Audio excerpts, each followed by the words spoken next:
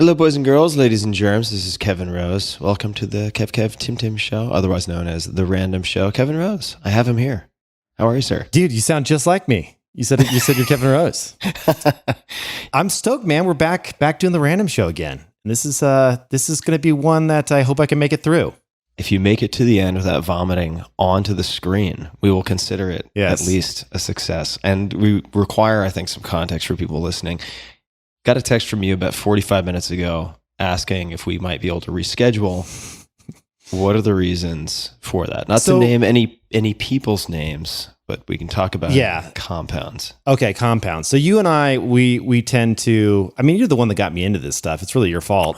Dubious honor. You got me into the whole scene of trying out these different compounds and seeing what happens on the body. And actually, you know what? It's a really good thing. It's a good story because I am going to hopefully live longer. Not that I want to have my main, I don't want to live forever. I'm not one of those people that is like, waiting for the flippening to happen where AI takes over and we just live forever. Like, I don't care about that, but I want to have a good, long, healthy life for my little girls, right? So I pay close attention to all the different biomarkers. And one of the things that has always been an issue for me has been glucose disposal. So you and I, we sit next to each other. I don't know how let's just say a healthy person. I don't know how your glucose levels are. I know you used to eat all those bear claws. So it's true. You do love the bear claws. Oh, so I do. The issue I have is if I sit down next to a healthy person, we both eat the exact same carbohydrate.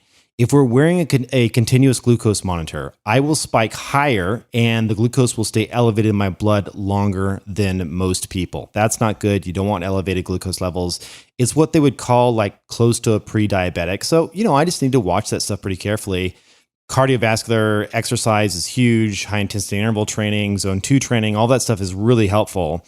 But there are also some compounds that you can take that help here. So one of them is called Ozempic, which is this subcutaneous shot that you do. So you just shoot yourself anywhere you want. I just do it in my belly.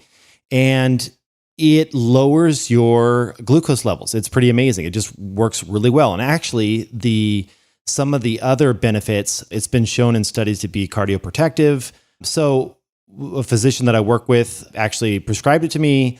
And they said, hey, the one thing you may want to worry about, like it can cause a little bit of nausea in some people. And so I'm like, okay, and they're like, you may want to ramp this up, right? So the little like syringe thing that it comes with, you can twist the little knob and you can choose how much you want to inject. And like, I had a buddy that was doing it too. And he's like, okay, just do 0.25 for like 4 weeks. And then you can work up to 0.5 and then eventually 1 milligram. And I'm like, well, all the benefits, and I should say another benefit is that the number one side effect is that people lose weight as well. So like you lose like your beer gut, you get slimmer, you have better glucose control. I mean, it sounds like a win-win-win across the board until it comes down to the vomiting side of things. Except for the misery, the long and lean misery. Yeah, so, I just kind of jumped a step. Like yesterday, I had a couple beers and I'm like, I just should just go in because like, I just don't want this to go straight to my gut. I love that it's combined. I want to juxtapose here. This is worth highlighting.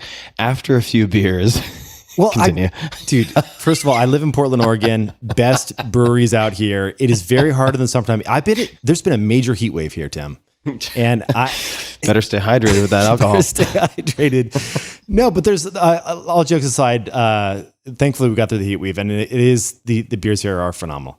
So it was 4th of July, there was a lot of fun stuff happening. So basically I just go into the, where the fridge is and I pulled it out of the fridge and I inject myself and I turn to 0.5 right away. I'm like, I'm going to skip that 0.25 stuff. Let's just like jump into the benefits, right? So I did it and I felt fine. I was like, no big deal. Waited an hour, 2 hours. Everything was fine. Went to bed, woke up at about 4 a.m. just wanting to vomit. just so bad. And just, I haven't laid on the ground of my bathroom in a very long time. Maybe since when I was doing my old Dignation podcast, like 15 years ago or something. But it was not good. So I just kind of stayed in bed this morning, called off a couple of my meetings, and you made a good suggestion on something that decreases nausea. I did that, and here we are. Good to go. Good old Zofran. It helps. Yeah. Also, really important side note, generally when people use something like ketamine in a clinic, they'll give you Zofran beforehand. So it does work. Oh, that's right, because ketamine causes a little bit of nausea as well at the higher doses, right? It can. Yeah, very different purposes. As far as I know, ketamine will not give you a six-pack. Yeah. But do you have glucose issues? Not really. Not really. So you're just like, you wake up in the morning, if you were to test yourself, you're like 75, 80, 85 kind of thing? I would have to take a look. I mean, you have to keep in mind also, I haven't worn a continuous glucose monitor since, check this out, 2008 or 2009. Oh man, you're missing out. That was Gen 1 Dexcom. You could not get it unless you were a type 1 diabetic.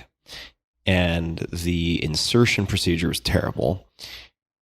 And the device itself, you had to track the readout on a proprietary device. There was no integration with anything like a smartphone or an iPhone. And it was really helpful. I will say that most of the takeaways were pretty straightforward. Yeah. It's like, yeah, when you eat a huge meal, even if it is quote unquote good food, you really have this gigantic bolus of sort of carbohydrate intake. Even if it isn't carbohydrate, really high protein still spikes. So most of it was kind of self-evident. And after a few weeks, I was like, I think I have a pretty good read on what my triggers are, including foods that I respond to strangely. So I didn't feel the need to wear it continuously past a few weeks. Oh man, I remember when we went to the movies and you first had that thing on, and you had this. I mean, back then it was massive. You had this massive like third party like PD like a little mini tablet with your whatever those little device was. Yeah. And I was like, looked like a pager that was on my head. Like a huge. I'm like, what are you doing? Like no one I'd never heard of those devices before. Long time ago. And you're right. The procedure back then was this massive needle. They wouldn't even hide it. They didn't put it behind any like, thick plastic so you wouldn't see it. Like you would watch the needle go in, inject another little thing into you, and then you would have to manually pull the needle out. It was so brutally invasive. And now, dude, you got to try the new ones. They're amazing. Yeah. You don't even know what's happening. I actually have a new one. I haven't put it in yet. Okay, cool. But the old Dexcom, if someone can think of like a barbecue kind of two-tined pitchfork that you use to like flip steaks or something, it kind of looked like a miniature version of that. It was two long prongs that were kind of like needles that you would have to push into your abdomen laterally. Right. And there was no spring loaded. It wasn't like today's you push a button, it's one press button and you pull it off and it's done. Yeah, none of that. Yeah. So one of many things I did for the 4-hour body. So are you planning on continuing to take, what is the name of the drug again? Ozempic. How do you spell that? Google Ozempic. Ozempic, I believe. Something like that. Yeah, Ozempic. We are not recommending that you use this, people. I mean, you'd have to get a prescription from your doctor, but yeah. Clear. Yeah. So I here's the deal. Like I feel that, we can say it because Atia has had a podcast on this compound and a couple other glucose controlling compounds. Yeah. Are you taking metformin? I am not taking metformin. I think that, well, I mean, the thing is, like you, Tim, it's like we just have to listen to the scientists and what they're saying. And that for me is all the scientists and people, analysts that Atia trains or works with and it is a company. So they look at that and say, yeah, there is a benefit for people with type 2 diabetes, but it's not necessarily clear if you don't have diabetes, if there's a health benefit there. So I think it's too early. You're talking about beer consumption. Just to talk about the putting life in your years instead of years in your life side of the equation. Can I share with you an alcoholic beverage that I've become quite fond of? Yes. This is new for me. So here's the problem. One problem that I have is I don't drink beer. It just does not really affect my system very well. So what ends up happening is I'll go out with someone like you and you'll be like, yeah, let's have some beers. And I'll be like, I don't really have beer. Okay, what do you want? I'll have a gin and soda. And then we're going kind of gin and soda for one beer, which ends in tears. Like yes. That's the worst. Yeah. It ends really, really poorly. And then I was approached by this company to sponsor the podcast. And I'd never heard of them, June Shine. And Juneshine makes hard kombucha. Had not heard of them, but I was like, okay, well, I like kombucha. I do, in fact, enjoy alcohol, even though it's fallen out of fashion. When people are like, I only use ketamine. I'm so evolved. I'm like, well, we should talk about that. But is that what people say? People say that? At parties, yeah. Really? I only use ketamine. I don't use alcohol? Yeah, that's turned into this substitute for alcohol, which may or may not have a place. But suffice to say, I don't have ketamine in my house for a lot of reasons. We could get into those. It has a place, but I will have this right here, this Juneshine, and it comes in many different flavors. Yeah, it's great. And so I reached out to my team to ask them about the company, and one of them was like, "Oh yeah, I know Juneshine. I have 3 boxes of it right next to me." And I thought to myself, well, okay, that tells me something, because my team I consider to have very good taste, not literally, although they might have that too. And it's great because it's carbonated. It has, I believe, 6% alcohol by volume.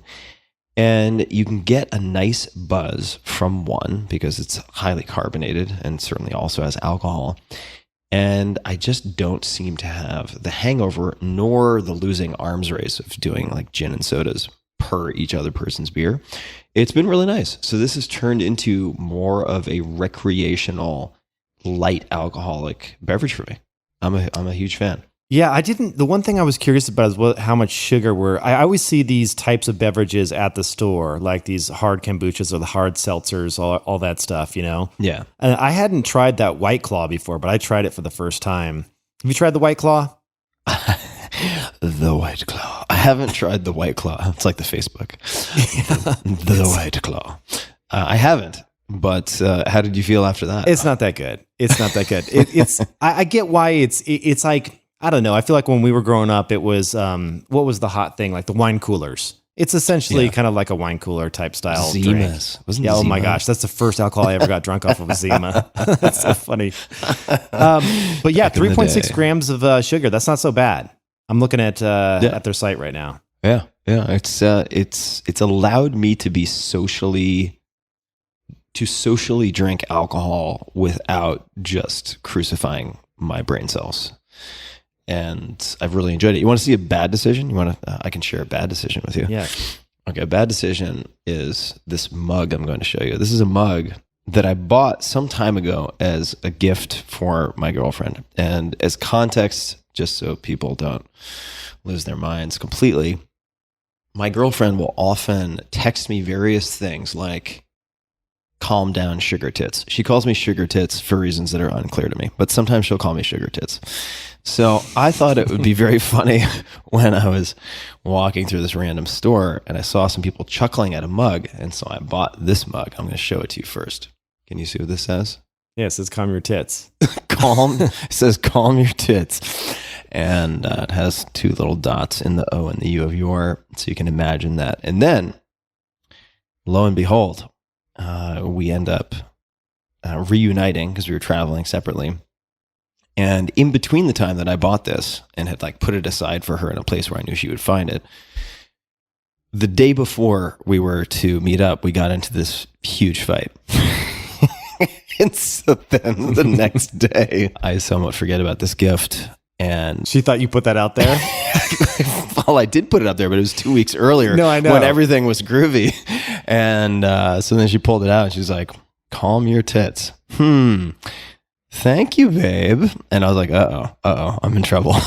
I'm getting pulled into the deep water. Oh, I did this to myself. I feel like she would find that funny under normal circumstances. Under normal circumstances, she would have found it hilarious. Yeah. But the fact that we had a heightened, let's call it a passionate discussion within 24 hours that had not yet been fully resolved, led to calm your tits not being as funny as I had hoped. Yeah, that's fair.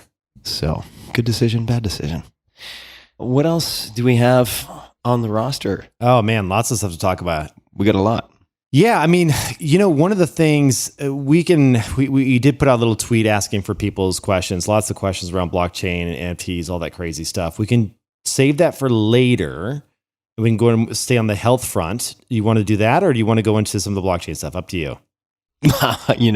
Since I will be mostly just staring at you with a blank expression once we get to all of the technical details of crypto and blockchain, I'd say let's stick with health for a little bit longer. Yeah. So I'm curious. What actually, looking at the video now, we're gonna put this video out or no? Be video as well? Yeah, why not? Yeah. So you got a little like device up above your door frame behind you. Yeah, that little guy right there. Yeah. So one of the questions that I had for you actually is like, we're not as young as we used to be, and for me, flexibility has been such an important thing to focus on, and flexibility with supporting muscles so that when you do get flexible, you're just not just like a blob. And I'm curious, like, I saw that machine hanging up behind you. Is that for flexibility? What do you do? Like, what's your focus these days on the training side?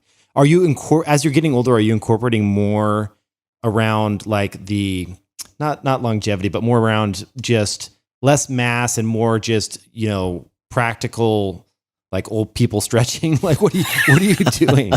Watching a lot of Richard Simmons videos. Yeah, exactly. I am, so for people who can't see this, there is a pull-up bar within the door jambs behind me. And so the design is such that as you pull down on it, the physics of the engineering cause it to sort of buckle outwards without damaging the inside of the door frame. So it's a cool design. It's a really elegant design. You can find them on Amazon. And I use that for hanging and really just decompressing or compressing, depending on how you look at it, my back, scapula, and also just relieving my lower back and hip flexors from sitting for too long a period of time. My priorities from a training perspective right now, I would say, I can just lay it out pretty simply, would be conventional weight training once or twice a week, probably no more than that. It's really to maintain muscle mass, perhaps build a bit of muscle mass, and also to make it a little easier to maintain healthy glucose levels, right? So if you are increasing your muscular mass, particularly if you're doing these workouts prior to a meal, your glucose disposal is just going to be improved. Like GLUT4 transporters and so on will simply be more effective at doing their job. So let's say once or twice a week. On top of that, right now, my activities are kind of seasonal these days, and they're seasonal in part because I really want to identify types of exercise that not only I enjoy, but that I can do with my girlfriend. And that's actually a byproduct of a conversation at one point with an incredible trainer, performance coach, and all around hilarious guy named Kelly Starrett, who's a beast. Like when he turned 40, he celebrated by running the Quad Dipsy, which is an ultra marathon. By the way, he weighs like 220 or 230 pounds. He's extremely muscular. Crazy. Doing a standing backflip and like cleaning and jerking 350 pounds or something like that. That's how he celebrated his 40th birthday, just to give you an idea of who this guy is. It's a party. Yeah, it's a party. And great guy. The Ready State, you can look him up, Kelly Starrett. And he was telling me about how he has prioritized activities with his wife over everything else. He's like, once you have kids, you've got a family, you've got business demands, anything that you choose outside of that is pulling you away from time with your wife or your family. And so he's really tried to prioritize that. And before I have kids, I'm hoping to develop some of those habits. So for instance, rock climbing is something that I'm doing more and more and absolutely love. For basically everything that involves pulling, you're going to check the box. And I really, really enjoy it. It's very cognitively challenging too. I mean, it's like putting together like an upside down Tetris. Yeah, I mean, well, they literally call them problems, right? If you're bouldering, they're called problems because you have to sit there and spend 15 minutes thinking about what you're going to do before you even attempt it, you know? Yeah, exactly. I really enjoy that. And so we'll go to the climbing gym 2 or 3 times a week. Usually the lifting will happen after the climbing in the same gym. Kettlebell swings once or twice a week. I'm going to get around to answering your macro question. These are all mostly strength and muscle mass focused, but the climbing does help with mobility. So I would say that my focus, more than focusing on flexibility, which invokes this image of passive stretching. Laying on the ground with your legs split and like reaching forward and just kind of hanging out there for 60 seconds, 90 seconds. That Van Damme moment. Van Damme. Everybody wants to do the Van Damme, though. Everybody wants to do the Van Damme. This is true. However, where I have had what people would consider the greatest flexibility gains and also just the most practical transfer of seeming more limber, it's been through weighted mobility. So acro yoga, for instance, involves a lot of pressing, handstand work, inversion, a lot of pressing. And in the process of doing something like acro yoga for the legs and the hips, or rock climbing for less so the upper body, but more the hips and the way that you rotate to improve your reach and so on, has been really, really helpful.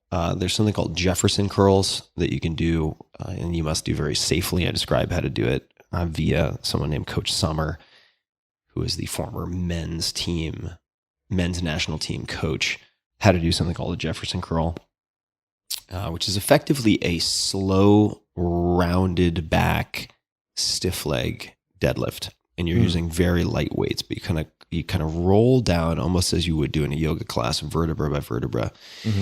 And when you get more comfortable under weight in these end ranges of movement, then your body effectively says, oh, okay, now that we've developed some strength in this end range, we can extend the end range.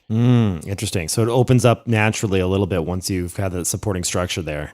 Exactly. And it relates to the Golgi tendon reflex and all sorts of things. But when I am trying to develop flexibility, my question is usually, how do I actually develop strength at my current limitation? Right. And that's also part of the reason why something called PNF is very effective for stretching, which is a more active sort of contract and release based form of stretching. What is PNF? What does that stand for? Proprioceptive neuromuscular facilitation, I believe. It's been a few decades since I've thought of it. But PNF usually, I shouldn't say usually, but it's very often involves partner stretching, where someone would take, for instance, your leg extended, you'd be laying on your back, one leg is extended above you. They would push it forward until you reach the end range of your hamstring. You would then push against them for, say, 7 seconds and then relax, and then they would increase the stretch. And you would go a bit further, and then you would repeat that. Is this what you see like NBA players, like before they're about to go into a game, you see them kind of laying on their back and they have a trainer come in and they're pushing the leg in. There's always a trainer kind of supporting the leg and pushing it in. They're pushing against it. Is that the same type of stretching or is that different? Good question. I would suspect it's different just because PNF can be taxing and you would spread it out much like you would spread out weight training. Gotcha. So you wouldn't, as far as I know, you wouldn't do PNF every day, for instance. You do PNF a few times a week. So my focus right now is, this is going to sound kind of funny because it's so simplistic, but just feeling good, because there are times when I've been huge, right? I mean, I weigh 170 pounds right now. I've been 220 pounds and not fat. I mean, huge, but did I feel comfortable walking around? No, I couldn't turn my head. I was like a turtle, I had to rotate at the feet. I mean, it was ridiculous. So being comfortable, I'm doing a lot of weighted hiking also. So I'd say mobility, meaning strength in the end ranges, strength training, and then rucksacking, which I love doing when you have access to hiking trails, which you do in Oregon, certainly. And is that with that one backpack we talked about a long time ago? Use this weighted backpack you take with you? It is, yeah. Go Ruck. So Go Ruck is the brand I use. There are many other brands. You can get vests. Personally, don't love the vests. If you're going to run with these things, which I'm never going to do, then I think the vests probably make more sense. But I prefer to use the weighted backpacks. And I have a 20 pound, a 35 pound, and a 45 pound. And then you can add different things to that depending. It is a lot harder than people might think.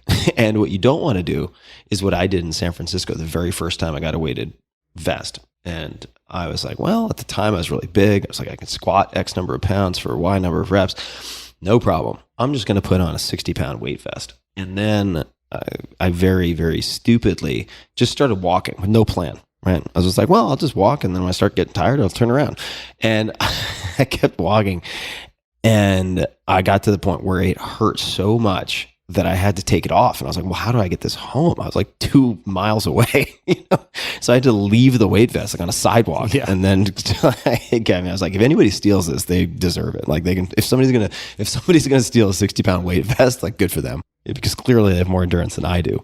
And so then I had to walk back, sort of do the walk of shame back to my house without this vest, and then get a car and go pick it up. But very big on the rucking. Very, very big. And honestly, these days also, and this might sound like a cop-out, but for a long time, my maxim was, as far as resistance training goes, train to failure. Right. One set, train to failure. There are many, many, many ways to build strength. I'm not saying that is the one and only way. Some people get very dogmatic about these things. It's just for bang for the buck, like per minute of workout time. That's a great approach. However, as I have gotten a little bit older and I've been looking at things like time outside, time in nature, sun exposure, I'm not trying to optimize to get it under 20 minutes or under 30 minutes. I actually enjoy the process of doing it. So those are a few of the ways that I'm thinking about this stuff. A couple questions there I'm curious about. So granted, this information is a bit dated, but I was climbing a lot in my youth and did quite a bit of indoor and outdoor. Yep. And one of the people that I trained with was like a semi-pro climber that would tell me a couple things. One, every ounce of muscle he considered to be a potential negative, in that it's weight that can pull you off the wall, because in his mind, yeah, he's like, it's dense weight and you want to be as lean as possible. And then the second piece was that he was a big fan of low weight, high rep. Mm-hmm.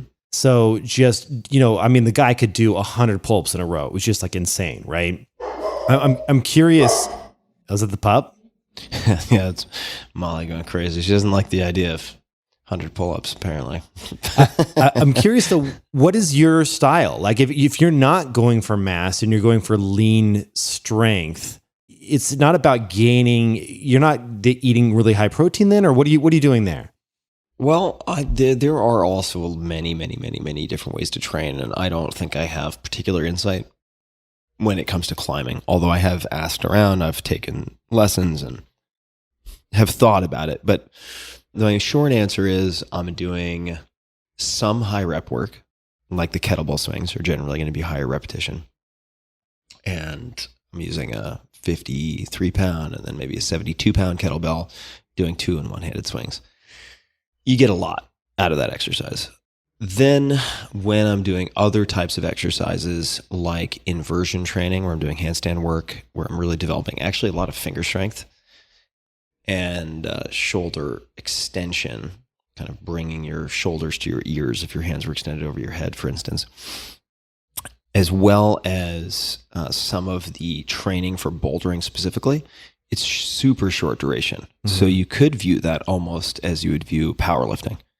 So I'm trying to avoid a burn, generally speaking, in those types of scenarios. And I'm looking to build kind of neurally based strength, better recruitment of motor units and things like that. So I'm combining the two, but certainly I agree with your friend 100%. It's like the more weight you got to haul up that wall, the harder you're going to have to work. It's like cycling. Like cyclists do not want to have large upper bodies. It's just drag. That's all it is. And for me right now, I am perfectly happy to be smaller and strong and working on things like climbing. There's no need for me to be large. I think, and a lot of people don't want to be muscularly large, but it's hard to find anyone who wants to be weak. Yeah. I think everybody would like to be strong. And you can develop incredible relative strength and really develop yourself as a strength athlete while adding minimal body mass. Even as a male, you can do that. I got to say, man, the biggest change for me going into my 40s that has been absolutely fantastic. Well, let me stop for a second. Jump back, I've got a 3-year-old and a 2-year-old. When Zelda started getting a decent size, and when you have a little toddler running at you at full speed and they want you to like catch them, And you like, especially when it's not straight on, it's kind of at an angle, and you're doing one of these one arm like touchdown like football catches with the one hand, like you're doing that with like a 25-pound little toddler or whatever. Like I literally like have thrown my back out like 5 times. Like to where I am on the ground and cannot move. And I had to crawl to my bed and lay there for like a day and a half. That sounds terrible. It is like I never knew that back pain, because when you're a kid, you're jumping off walls, you're doing all kinds of crazy shit. Like I was jumping off my house onto a trampoline. Yeah, for sure. And then you get older and you realize like things just start breaking, and back pain is a real thing. I mean, I know you've had some back issues in the past. Like it is no joke. Yeah. And I needed to fix it. So I started doing Pilates twice a week, and I stuck with it. And it's been about 6 months now, maybe 5 months. And I haven't had a single issue. I have not had a single issue since developing that core. It is crazy. And I can toss the little kids around as much or more than I could back then. It's just insane to me. Cause like I was always like you. Well, I would always go to the gym and be like, okay, biceps, triceps, chest, back, out. Right. And like same, or shoulders too, and like the same workout every single time. And like you look in the mirror and you're like, yeah, I look pretty good. But then it's like, then your toddler takes you down. Yeah, toddler. Exactly. Do you do in person or do you do over Zoom? Oh man. Yeah. So she's amazing. Yeah. Don't mention her name because then she'll get the hug of death. But I want a referral after we finish, because I have been, and this is where a lot of our listeners are probably gonna be like, oh my God, they've totally lost it. But Pilates, really technical Pilates, is not easy. And that's right. I have never felt better than when I am doing a combination. If I look back and like when I have felt the strongest, the fastest, the most limber, it's when I was doing a combination of Olympic weightlifting, Pilates, and acro yoga. I felt so limber and simultaneously strong at all of these crazy end ranges.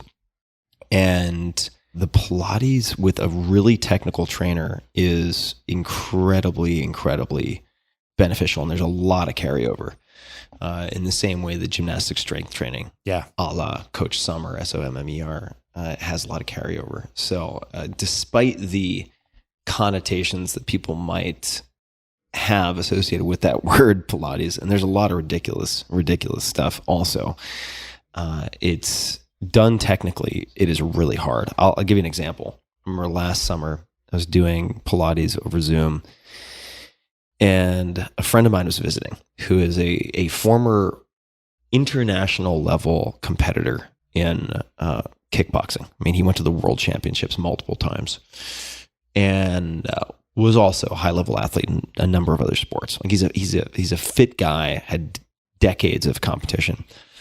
And we got halfway through this Pilates class, and he was thinking sort of some type of kind of side plank bridge, doing stuff with his obliques, and he just collapsed, and he was like, "Jesus Christ, this is embarrassing. This is what's happening." It was great. It is not easy. No. So I'm definitely a proponent. Strong proponent. Yeah, you appreciate all those little small muscles that you never really pay attention to, and it just like. Yeah, and it is such a good teacher will get in there and really help you work all those little tiny stabilizing muscles. And it's just fantastic. Anyway, that if anyone out there is having back issues, highly recommend. Yeah, check it out. And I think it's easy for people who lift weight in some fashion to be heavily biased against body weight or calisthenic type exercises. And it's very easy for people who do body weight, calisthenic type exercises, including something like rock climbing, to sort of glance askance at people who are lifting weights. And I think they are very, very complementary. But man, I have seen some gigantic bodybuilders and powerlifters do a yoga class and just end up on the floor because it is a different exercise. Yeah. So I do think they complement each other very, very well. All right. I say with a sigh, blockchain. Yeah. Will Tim ever make his own NFT? I would like your advice here. Yeah. Because I'm fascinated by NFTs. I have tracked them very closely, although I stopped following it quite as closely maybe a month or two ago. I do find the technology very interesting. Conceptually, I think there are many, many, many, many, many applications of NFTs well outside of, say, artwork. Mm-hmm. And I've also made some investments in OpenSea, for instance, which I think there was a question on Twitter also about picks and shovels and so on. I think that OpenSea, not to narrowly put it into that category, but I do think that they're in a very good position to establish themselves as a dominant player, regardless of what types of standards might be developed, for instance. All of that said, great interest. So why the hell have I not done it? I have not done it in part because there has been this mad dash and money grab related to NFTs, and I don't want to be perceived, nor do I maybe subconsciously even want to be driven by trying to capitalize on a hugely speculative bubble, right? Where the goal is not to enjoy the artwork. The goal is to resell the artwork for more, right? So and that's fine. I mean, it's fine that a market exists. That's true in a lot of traditional art as well, or I would say less digital NFT type art. So I would love to create an NFT just to learn more about the process, right? To mint my own NFT and to go through with all of it, maybe more than one NFT. I would be curious to know how you would think about that if you were in my shoes, or in your own shoes for that matter, but in my shoes, because I'm giving you my confessional here. Yeah, I mean, I think that with NFTs, you're right, it is a mad dash by a lot of people, a lot of celebrities entering the space, and they are quick to attach their name to a project. Oftentimes, they're not even the ones doing the artwork, which is also just kind of like crazy to me. Like, so you'll have A-list celebrity come in, say, I'm releasing an NFT, and it's like, I did a partnership with this person, and it's like this beautifully rendered 3D animated thing, and you're like, yeah, they actually never touched the computer, did they? Just like, it's like they're just associating their name with it. So, which also happens in more traditional art. If anyone hasn't seen The Price of Everything, I think it might be The Price of Anything. The Price of Everything, though, I believe, or The Price of Anything. There's a documentary that goes into some of this. But yeah, I have to watch that. That sounds awesome. You'll love it. Yeah. So basically, yes, there is some of that.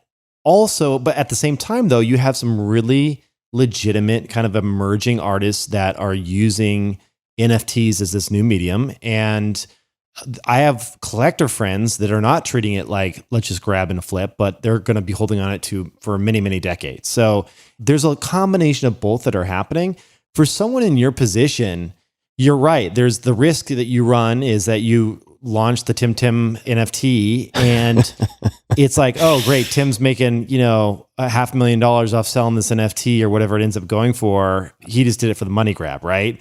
So I think if anything, man, you don't need the money. Like, just do it for charity. I would donate it all. Yeah, I would donate it all. But let's take that as an example. Okay, so $500K. What the hell would I sell for $500K? Well, you're a good artist. With the understanding that a lot of things have sold for. I mean, there was Beeple sold one piece, this collage for $69 million, right? So there's certainly, he's an incredible artist. First, right. I should say, like, the guy is a machine and also virtuoso in what he does, and also insanely funny. You had people on your show yet or no?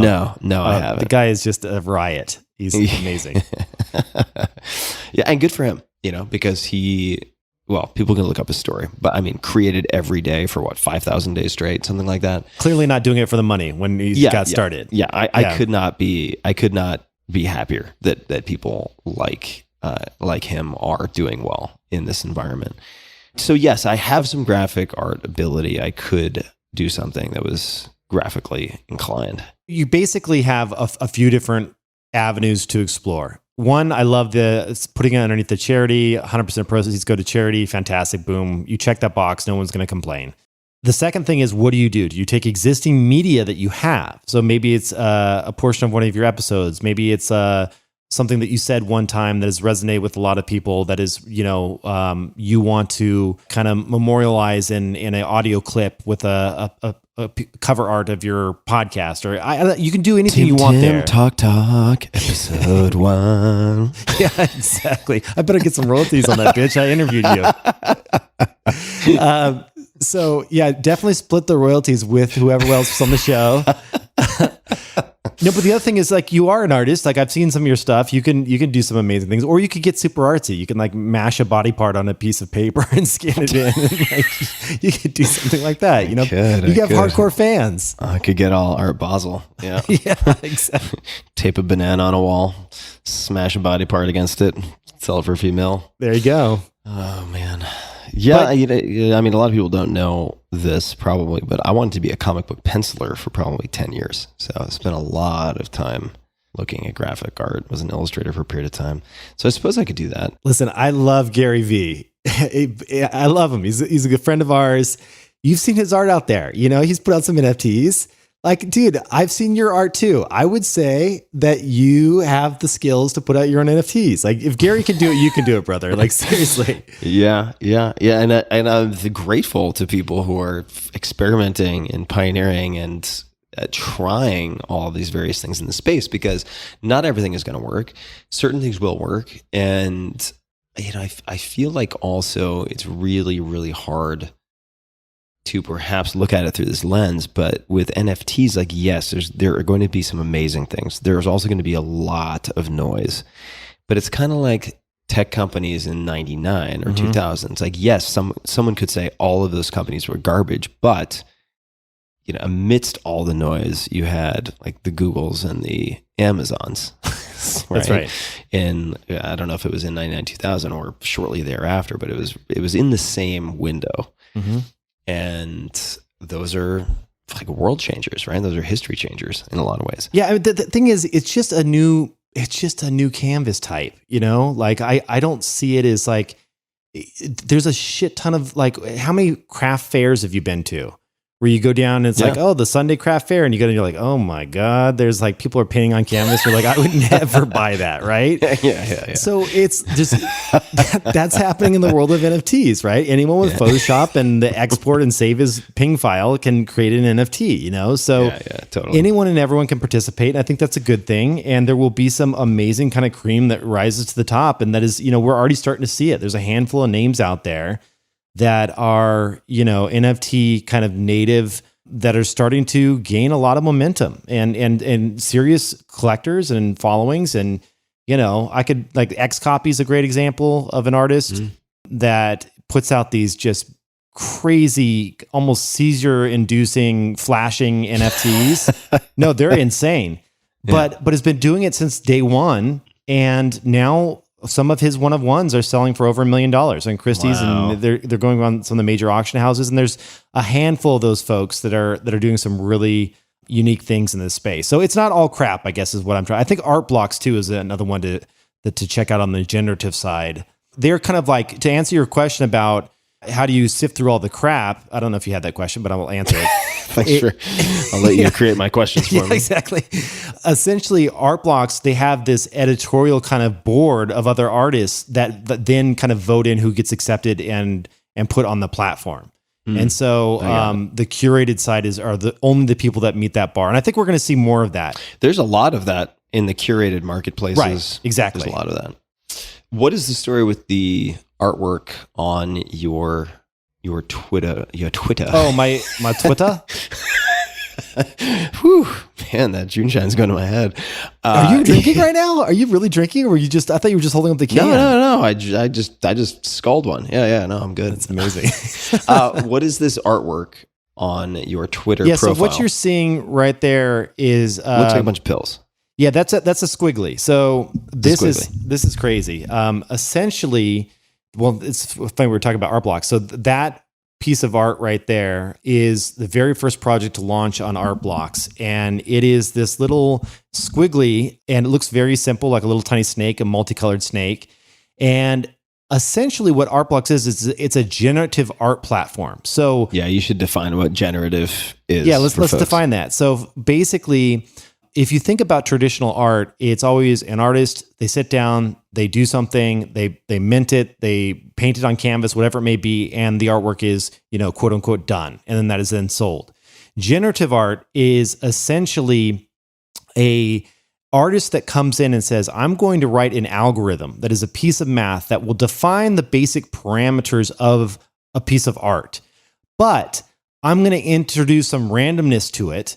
And that randomness is going to be created by the end user. So when you click to mint a piece of generative art, you are then putting that time code, that kind of timestamp of randomness into the algorithm.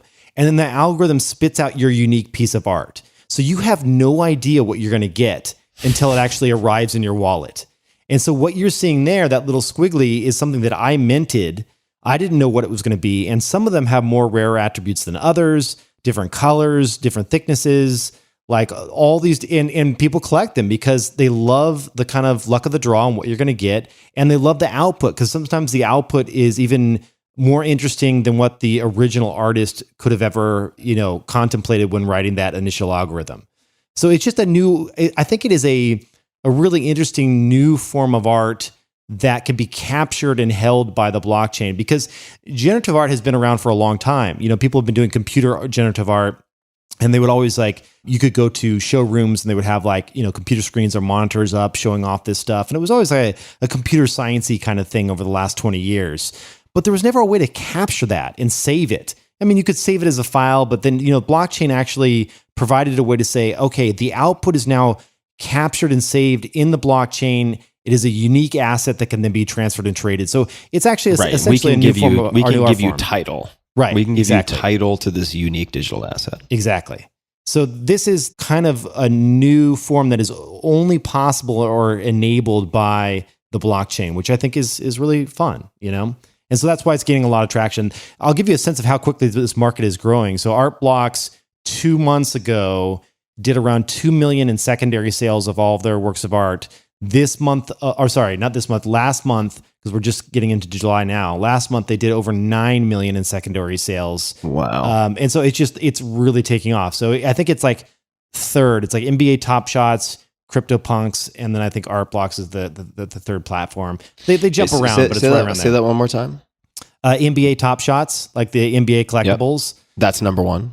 I mean, it depends on the month, because sometimes CryptoPunks or some other project will appear that is, massive and blows up. Mm-hmm. But, CryptoPunks is the OG original kind of, not generative art, but it was the original kind of randomly created. I guess you could consider it kind of generative in some way, but they were random output was captured with all these different attributes. Yeah. People can check it out at larvalabs.com. Yeah. Larva Labs is amazing. I mean, they do all sorts of fascinating stuff. Really cool stuff. And do you know that Jay-Z set his Twitter bio to a CryptoPunk a couple weeks ago? Did not know that. Wow. Yeah. Let me take a look at that. That's a big deal. That's a big deal. Huh. Wow. Go Jay-Z. It's one way to add some value to the market you're participating in. I mean, I feel that it's silly for people to say this is just all hype, and there is a lot of that out there. They're like, oh, this is just going to go away. It's funny if you look at historically when these new mediums come out, what happens and what people say. I actually did a bit of research on all of this, and I don't know if you knew this, but back when Canvas was first introduced, before that was largely cathedral wall, mostly on wooden planks that. Oh, are you still there, Tim? Well, that was fucking crazy. My house got hit by lightning, and the whole show came to a grinding halt. Did your house actually was it your house that got hit by lightning or no? It's unclear. But there was a massive thunderstorm and lightning and thunder all around this remote house at an undisclosed location. And I'm in the middle of fucking nowhere, for context. And everything just went out. And I was like, oh yeah, this is why you have a generator. This is why I have generators.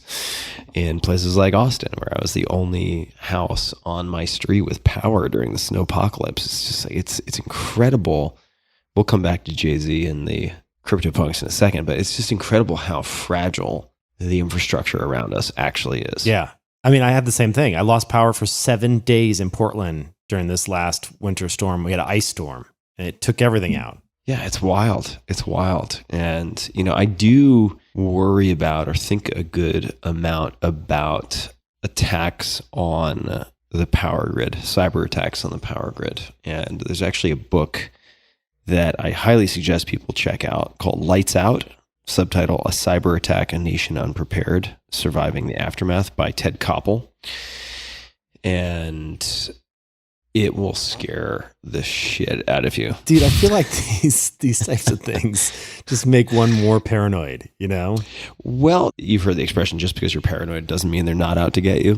Right. Which isn't intended to be a justification for like building spider holes in the back of your house and going really above and beyond the call of duty to ridiculous lengths to prep in any sense, but having some basic provisions and basic backup plans in case of disaster, I think is pretty smart. I mean, most of us have fire extinguishers. We hope never to use them, but we recognize that having one for $100 or less, $20 is worth the downside protection. Similarly, wearing seatbelts, like when's the last time you had a head-on collision? Not recently, probably, but we all wear seatbelts because it's relatively easy to do that and mitigate high levels of downside. I think generators fall in that category. I think backup water falls in that category. And it's just a very present reminder for me of just how, if we saw it during, or personally I saw it during Hurricane Sandy when I was working on a chapter related to disaster preparedness in the 4-Hour Chef. There's an extensive section on that, which seems to not match at all with anything related to cooking or chefs, but in fact it does relate. It was kind of too long-winded to explain, but I was going back and forth with my editor at the time, and they were like, look, Tim, I'm into prepping, and even for me, this seems ridiculous. And then what happened? Hurricane Sandy hit, and everything was totaled, and people in New York were going without power. And I just think it's a good sort of pop quiz from the universe in a lightweight way. When your power goes out in this way, it's like, all right, how much water do you have, right? How much ability do you have to charge your devices without access to the power grid? Just super basic stuff, right? Because I was thinking, okay, we were going to record this because we were texting back and forth. But as soon as the power went out, what happened? All the cell towers were overwhelmed. So my bars went from like 3 to 1 immediately. Right. And I was like, well, you suggested we could record via phone, like have the conversation and just record locally in QuickTime, which is what we're going to do. But that also, you have to think out to like the tertiary effects of something like that. Sure. And up until a certain point where you're just like, this is overkill. That's the problem I have, is like, where do you draw the line, you know? Well, do you have backup water at home? I mean, I have like, basically, do you have like a week of water for your family? No, I don't have a week. It's like a few $100, man. You should definitely do I mean, I've got like, well, here's the deal. Do I need a week of water, like backup?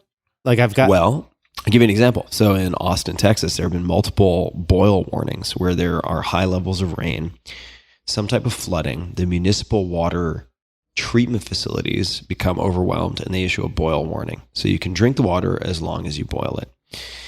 Right. But I have not HEPA, not HEPA, but I have the equivalent of that on the water side that does 99.99% of viruses and bacteria.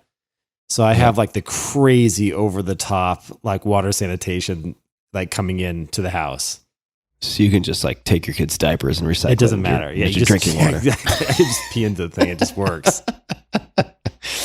So yeah, you know, it's I just view these things. I'm like, why not have a few $100? I get it. I water? have basically, I would say probably about 4 or 5 days worth of water. Yeah, that's good. Just for you. Your family can fend for themselves. Well, just I can get in a car and drive to some place where there's water. I don't think like... No, well, that's the thing, though, is like in Austin, it was like within 24 hours, all water at every grocery store was gone. Right. So it just raises interesting questions for me. Right? Because then you're like, okay, well, if that happens, what are people going to do? They're going to think about driving outside the limits of Austin. Okay. So then what? And then what? And then what? Right. But I don't think I'm that crazy about it. I don't think that's crazy. No, we swim the water. I'm not like walking around downtown in a ghillie suit or something. You know, it's like I Do you have a gas mask? I do not have a gas mask. I had one in San Francisco and I don't have one. Do you have a gas mask? I do not. Do you have any type of full body virus protection suit? Like a hazmat suit? I do not. Oh, so you're not that bad. Do you? Yeah, I've got a couple of those. No, I'm just kidding. I don't. My kids wear them from 9 to 5. Yeah. It's pretty standard in the Rose household. No, I don't have those, in part because right now I'm in a very rural environment. I'm in the middle of nowhere. But you realize quickly also without the amenities of a city center how dependent you are on things that are easy to take for granted. like power or telecommunications.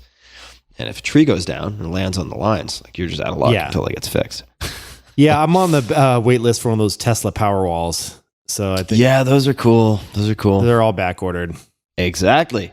Right. So then what? Then the 0.1% of poop in your water is going to kill you. Something has to get you, man. You're taking all these life extension drugs, and then the poopy water is going to get you. Yeah, exactly. All right. So Jay-Z, I looked it up while I was futzing around and messing around. And for those who haven't seen it, Mr. Carter at SC, it's actually surprisingly hard to find on Twitter. Despite that, has 3 million followers and 0 following. But Jay-Z does, in fact, have a CryptoPunk as his profile pic. Is that the right term to use? That's right. That's wild to me. When did that happen? A couple weeks back, 2-3 weeks ago. Wow. It's a big deal. Gosh. It's a big validation. It's a big deal. Yeah. It's a big validation. Also, I'm sure if he owns 1 or 20 of those, that he just 3x'd his investment, probably. Or does that not translate? Like, what types of things affect the pricing dynamics for the CryptoPunks? And people can look at this if they go to larvalabs.com and then go to projects and click on CryptoPunks. You can look at the top sales. These things have been covered everywhere, and like you said, they're the OGs, the kind of first edition. They're like the Model Ts of NFTs. So you can look at largest sales. So right now, to give people an idea, and when you look at these, people are going to just end up gaping, jaws falling to the floor, looking at these things and wondering why on earth an alien with a pipe in his mouth would be worth $7.57 million. That's outdated. It's outdated. Oh yeah, there's been an alien sale now at Sotheby's for $13 million. Wow, that's crazy. Yeah, I see. So I mean, these are 20 by 20 pixel little things too. These are not massive images. They're just they just happen to be the first. They were the first. Yeah, just imagine like playing Spy Hunter or one of these Lode Runner, one of these really old games, and the graphics associated with that. That's basically what you're looking at. Yeah. Okay, so that's outdated. So I see. So this is, and I know these transactions have taken place off of the platform of Larva Labs. I got it. So this is not an accurate reflection at all of the top sales. Right, because the top sales are now going off to Sotheby's and Christie's, and the traditional auction houses are stepping in and saying, actually, we consider NFTs to be real art. We're going to offer them to our collectors, which... Surprise, surprise. As you can imagine, yeah, exactly. Surprise, surprise. It turns out they also charge a 20% commission on every sale. Yeah, very, very, very reasonable 20% commission. Suddenly they're art, but no, it's cool. Yeah. It's cool that they embrace this and they put their stamp of approval. They've also done that with a handful of other projects now, some other really top artists in the NFT space. So yeah. Sotheby's seems to be really on top of it. I mean, they were kind of ahead of the curve with the NFTs for sure. I mean, they were really able to capture a lot of that market very quickly at the high end. So I have to give them credit for that. So it looks like now, maybe you can explain to people, because I know you have the explanation, but we're looking at the largest sales at larvalabs.com/CryptoPunks. And you've got 2 aliens, so 7.57 million and 7.58 million respectively. Then you've got 4 gorillas, then an alien, then a something I can't even identify. I don't even know apes, why. Thank you. All right, we've got 4 apes. An alien, number 8, just looks like I have no idea, like a pediatric cancer patient. I don't know what this. I have no idea what that is. Then a bunch of aliens, not aliens. This is what I get for having too many hard kombuchas on my random show. So I'm looking at 4 zombies. Okay, you're looking at the top. I'm looking at top 12. Yeah. All right. So what is number 8? What is number 8? Yeah. What is it? Number 8 is number 6487. So it just looks like a plain person, right? And the reason why that one is so valuable is because it has 0 attributes. So there was nothing applied to it. So if you sort by attributes, there's only, I think, like 7 or 8 that actually have 0, something like that. So got it. Yeah, it looks like just like a bald person. Yeah, it'll blow people's minds to look at this in some of the transactions that are going on. So have all of the highest priced transactions left this platform and moved more to the auction houses and so on? Yeah, that's right. I think anytime someone has one of these aliens now, they know it's going to fetch double-digit millions of dollars. And so they want to obviously get as many collectors bidding as possible. And what better way to bring in, the old money into the game than to go with the Christie's or Sotheby's and pull from that collector base. So that's been the approach. Wild. So wild. That's really, it strikes me as significant. Maybe I'm overweighting it, that Jay-Z has as his profile pic a CryptoPunk. Am I overstating that? Well, it just, that is really pretty on the nose, right? I mean, it's not subtle. I think it also speaks to kind of what's going on behind the scenes. I mean, Jay-Z has a music company called Tidal, which is a big streaming provider on the music side, and they recently sold that to Square, which Jack Dorsey is CEO and founder of, and also obviously CEO of Twitter. Square is now, I believe, the number 2 largest purchaser of Bitcoin because people use Square Cash App to buy Bitcoin. As you can imagine, there's been a lot of talk around how artists can potentially monetize, songs using NFTs or other works of art using NFTs. And, Jack's in the middle of all that. So it would not surprise me that the Square Cash App eventually turns into a way to showcase and kind of purchase and trade NFTs. There's been some rumors now that Twitter is going to jump into the NFT game in some way. Jack famously auctioned off his first tweet for millions of dollars and turned it into an NFT. So that's cool. Jay-Z's in the mix of all of this. So I'm sure he's kind of learning what's going on. And obviously you have to come back to the original project, which defined the NFT standard, which is CryptoPunks. Yeah. So wild. What do you foresee as developments in the crypto or blockchain space, or what are you watching closely? Well, I think it's funny because people get so caught up in these kind of bull and bear markets and watching these coins and saying like, oh, it's crazy. It's down 20%. It's up 20%. And I think I try not to get caught up in the weeds there and just zoom out even further, because I think once you do that, the lines start to smooth out a bit and you understand that we're in the very early kind of first innings of this entire rewriting of the financial stack. And so, that's part of the reason why I created the podcast to cover these things, is because there's just so much going on right now. Yeah. We need to bring the average consumer up to speed so they know how to get into this stuff early before it's on PayPal.com, which is what Bitcoin and Ethereum are now, At modern_fi. Oh, that's my Twitter. Yeah, just modern.finance. Modern Finance. Modern Finance podcast. Check it out, folks. On the tweets, on the Twitters, it's at modern_fi. All right, so you're tracking that. You're saying people get caught up in the microcycles. That's right, and they think it's over. So the fair weather speculators are going to get their faces ripped off and panic and then end up in a bad position. It's because they're always buying at the highs and selling at the lows. That's a very common thing here. And I mean, Tim, you know this, man. You bought in right when everything crashed, or just before it crashed, and you got decimated for about 3 years. Yeah, I did. Yes, I did. I came in probably, what was it, mid 2017, something like that, and promptly got my face ripped off. Right.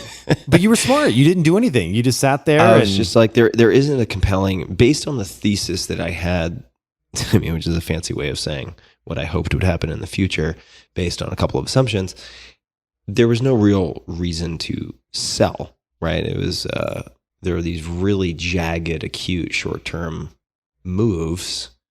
But if I actually had high conviction in the assumptions that led me to buy in the first place, it would be hypocritical and self-defeating to sell at that point. So I didn't sell. Yeah. Yeah. And that was great, because that ended up, it's probably up at least 5x or more since all that happened. It's up a bit. Yeah. I mean, it's not up as much as it was, I guess, end of April, beginning May, but that's okay. I mean, I think there are just these sort of hype and deflation cycles that you see in everything. Yeah. Right. And my biggest regrets in all of investing are actually the times that I sold prematurely. Mm-hmm. It's not having invested in things. It is in In other words, it's not having missed opportunities to invest. It's having not held the things I invested in for a longer period of time. Shopify. Sorry. Shopify was a huge one. I mean, that was my biggest misfire of all time but at the time that represented in absolute dollars a really significant win for me. Yeah. Right? To try to get to the point where I didn't have to be preoccupied with money. So it made sense, right? Like the logic of selling that actually made sense. Do I regret it? Yes. A better example would be in 2008 when I had one stock that I'd put a bunch of a very double-digit percentage of my net worth into. Can you guess what it was? And I put it in maybe in 2005. WordPress? No. Although I am an advisor to WordPress, or rather to Automatic, and I'm a big fan. Trying to think of what you would have bought back then. Maybe Amazon?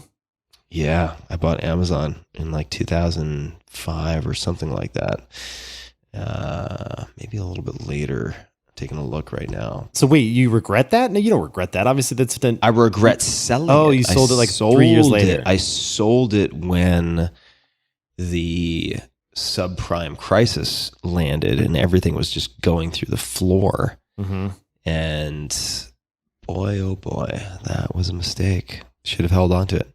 And I didn't have clear rules for myself then.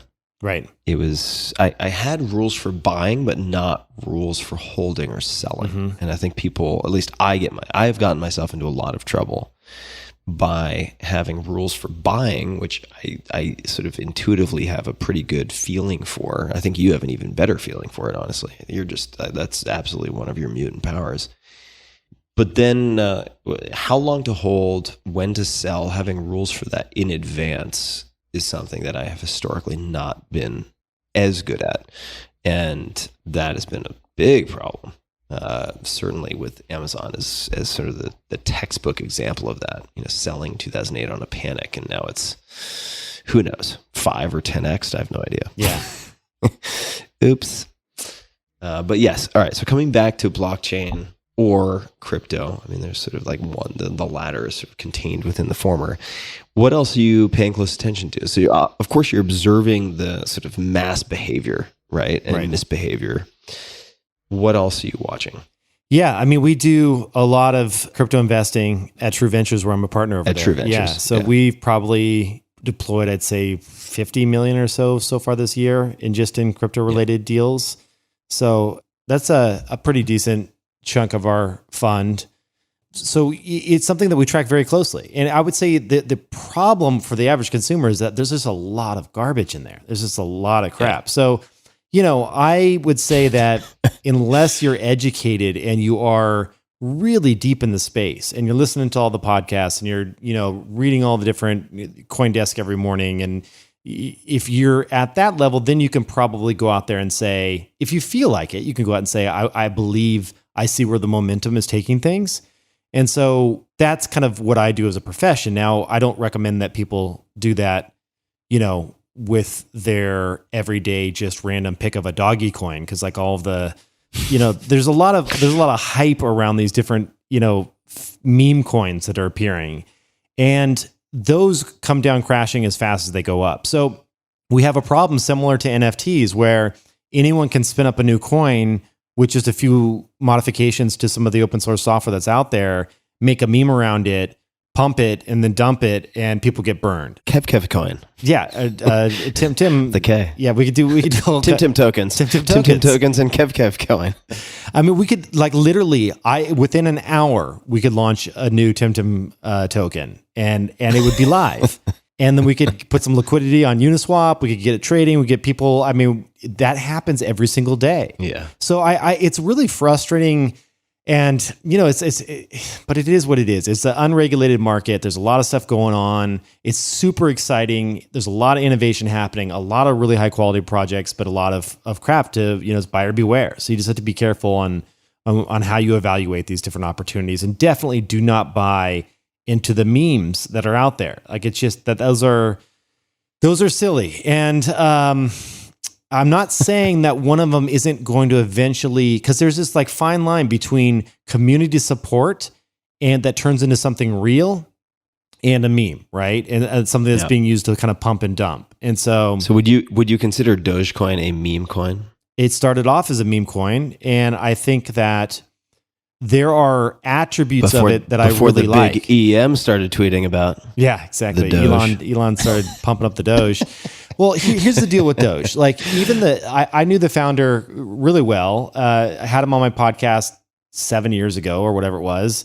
And we talked about Dogecoin, and it was a joke initially. It was just like a fun, like, he set the supply super high. Everybody was using it to tip using these little bots on Reddit.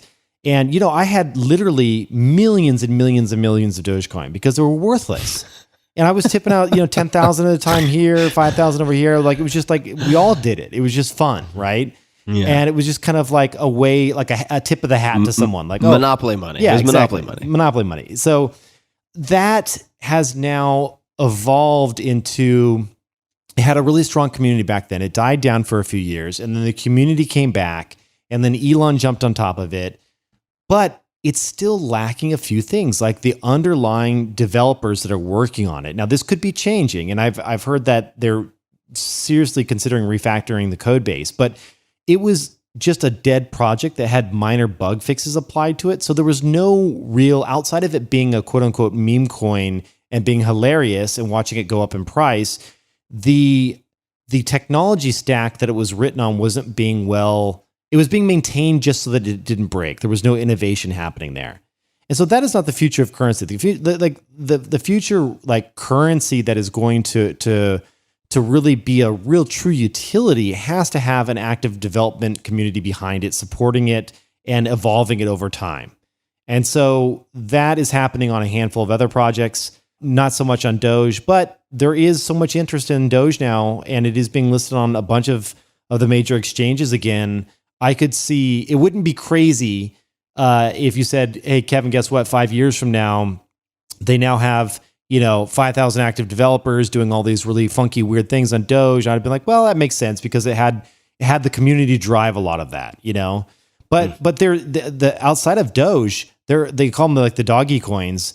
There are a bunch of other doggy style coins that are just like basically doggy style. Well, I'm sorry, Tim. Like, they're similar. Continue. They're similar doggy coins. I'm sorry that your mind went there, but they're dude, doggy put that themed. Put that on me.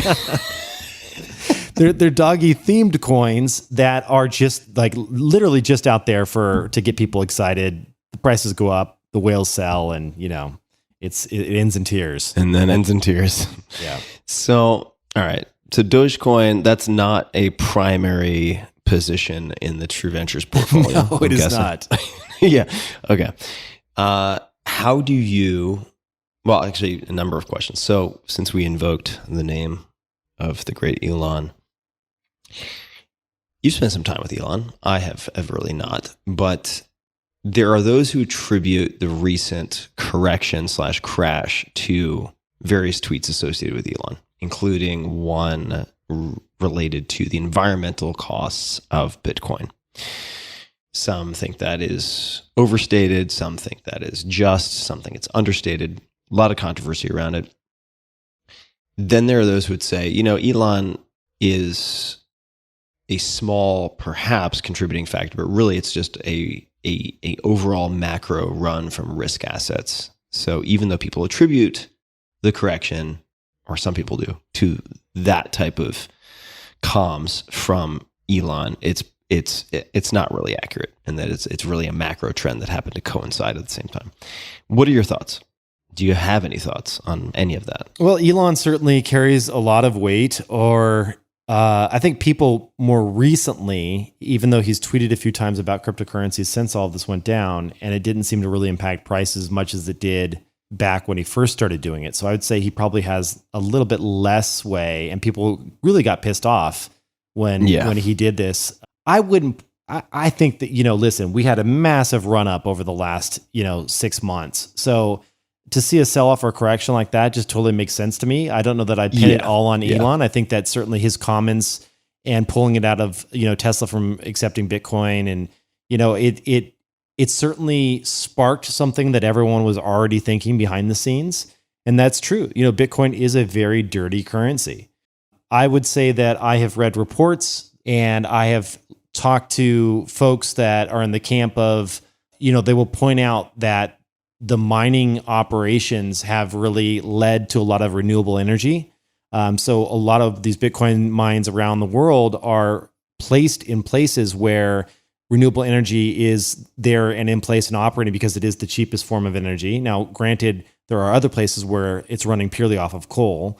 So I don't know that I fully buy that. So, I think that I'd have to set that aside. I don't think that the underpinnings of Bitcoin are going to be rewritten anytime soon. It is such the fact that Satoshi disappeared, it's kind of like this. I know they have folks that are in charge, but it's almost like don't touch it unless it's really broken. There's like just, it's such a massive market cap and it does one thing really well, which is just store a value. So while there is a lot of little additional add-ons that are helping it scale, no one is thinking about completely rewriting it from the ground up in the way that, say, they're doing on Ethereum. Like Ethereum is being rewritten right now to switch to proof of stake from proof of work. So out of the dirty CPU, GPU mining world into something that is insanely clean and more efficient.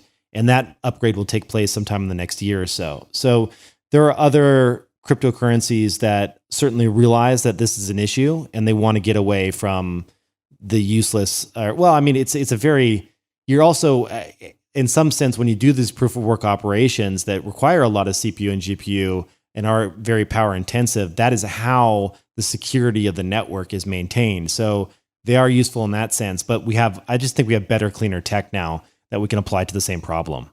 What are your hopes for Chia, if any? And could you describe what Chia is? Yeah, so Chia is a cryptocurrency that was created by Bram Cohen, who's the inventor of BitTorrent. We all, remember BitTorrent from when we were pirating movies or whatever it may be. It was the kind of first peer-to-peer, elegant way to swap large files. Bram went on to create Chia. Chia is definitely, it's one of our investments at True, so full disclosure there. Yeah, me too. I'm an investor. Yeah, the reason why we backed Bram is because, there's a handful of engineers that if they raise their hand and they say, I'm going to do something new, you just realize that the caliber. He's just an animal. Yeah, one of the top tier engineers in the world. So you always say yes to something like that. So he's come up with a way to do a proof of space and proof of time, a blockchain that uses hard drives for farming. So he calls it farming. And it essentially, part of the reason why I was attracted to it initially is because everyone has additional hard drive capacity. And you can turn a normal computer into a farming rig that goes out and will actually plot and farm and do the same functions of a cryptocurrency, meaning providing space as a way to protect the network rather than just GPU and CPU. And it is just so much more green. It uses like 1/1000th of the amount of energy of, say, like using a Bitcoin CPU or GPU, and potentially democratizes in a much more broader way. And so what I mean by that is that, if you were to compete and you're to mine Bitcoin today, you would have to go out and buy a very custom kind of ASICs, custom processor rig, or a really fast GPU if you're mining on Ethereum, and spend thousands and thousands of dollars to go out and participate in the network. So you just can't use an off-the-shelf computer anymore the way you could when it first launched, in its first year or so. So now with something like Chia, and Ethereum's moving this way as well with proof of stake, you don't really need the hardware requirements. So you can go out and just use some extra hard drive space, join a pool, and then you can be mining or farming kind of instantly. So the number of active participants in the network goes up, which means it's more decentralized, which means it's better for overall security. So rather than just it being controlled by several thousand, the hope is with something like Chia, you get hundreds of thousands of people participating and doing this farming. And so far, it's been working quite well. They've got a lot of people. They had a warning went out. Several big publications wrote kind of warnings that hard drives were being sold out everywhere. So you couldn't go to like an electronics store like Best Buy was selling out of their top end hard drives. because people were using them for mining on Chia. And so there was going to be this massive hard drive shortage. So what Western Digital stock like went up because of it. And it was just, it's just crazy. But that's wild. It's wild. But it's, I would say, just playing both sides of the coin. Obviously I said I was a fan because we're investors, but also, it's early days for this. So I wouldn't go out and say, hey, buy a bunch of Chia. If anything, I would say just fire up an extra hard drive that you have sitting around and play with it and see what you think. Like it's, none of this is investment advice, but to be clear, there we go. We're not registered investment advisors or other professionals. This is for informational purposes only. Continue, please. Yes. Yeah. So, I mean, with all this stuff though, Tim, like when I walked you through some of that MetaMask stuff one time, it's like the only way to learn this stuff and to get into it and understand what you're buying rather than just blindly buying is to play. It's to roll up your sleeves and get in there. Put $100 in, go lose $100 on something crazy that you didn't understand, but by the end of it, you do. And so that's where you learn. And I think it's the most valuable piece of all this. So in an ocean of options, and again, this is you and the other partners at True have significant informational advantage and many other advantages compared to almost anyone listening to this. So this is not intended to be advice, but just so I have a better understanding, how do you choose blockchain/crypto investments? Because there is so much out there. There's this paradox of choice. How do you choose things? Yeah. At this point, are there any particular checkboxes or criteria? Yeah, 100%. So the way that I think about it is that first you have to say, where have we been and where are we going? And so when you start off the kind of where have we've been, when these chains first launched, they had one utility. They were like a store of value and a way to send digital currency to and from one wallet to another, right? That was Bitcoin for the first few years. And now when you think about where we're going, there are just a whole slew of different arenas that this blockchain technology has been applied to. So, you have decentralized exchanges. You have, the NFTs that we talked about and marketplaces around that. All of the Web3 kind of censorship resistant communication protocols. You have insanely high performance protocols or blockchains like Solana and some of the others that are out there and that could do 50,000 transactions per second. And so what gets unlocked when you have that type of speed operating on a blockchain? Then you have existing big behemoth blockchains like Ethereum and like how are we going to scale Ethereum in the short term? So you talk about what they're called layer 2 scaling solutions. The entire financial stack is being rewritten from the ground up. So thinking about what is the future of checking and savings accounts?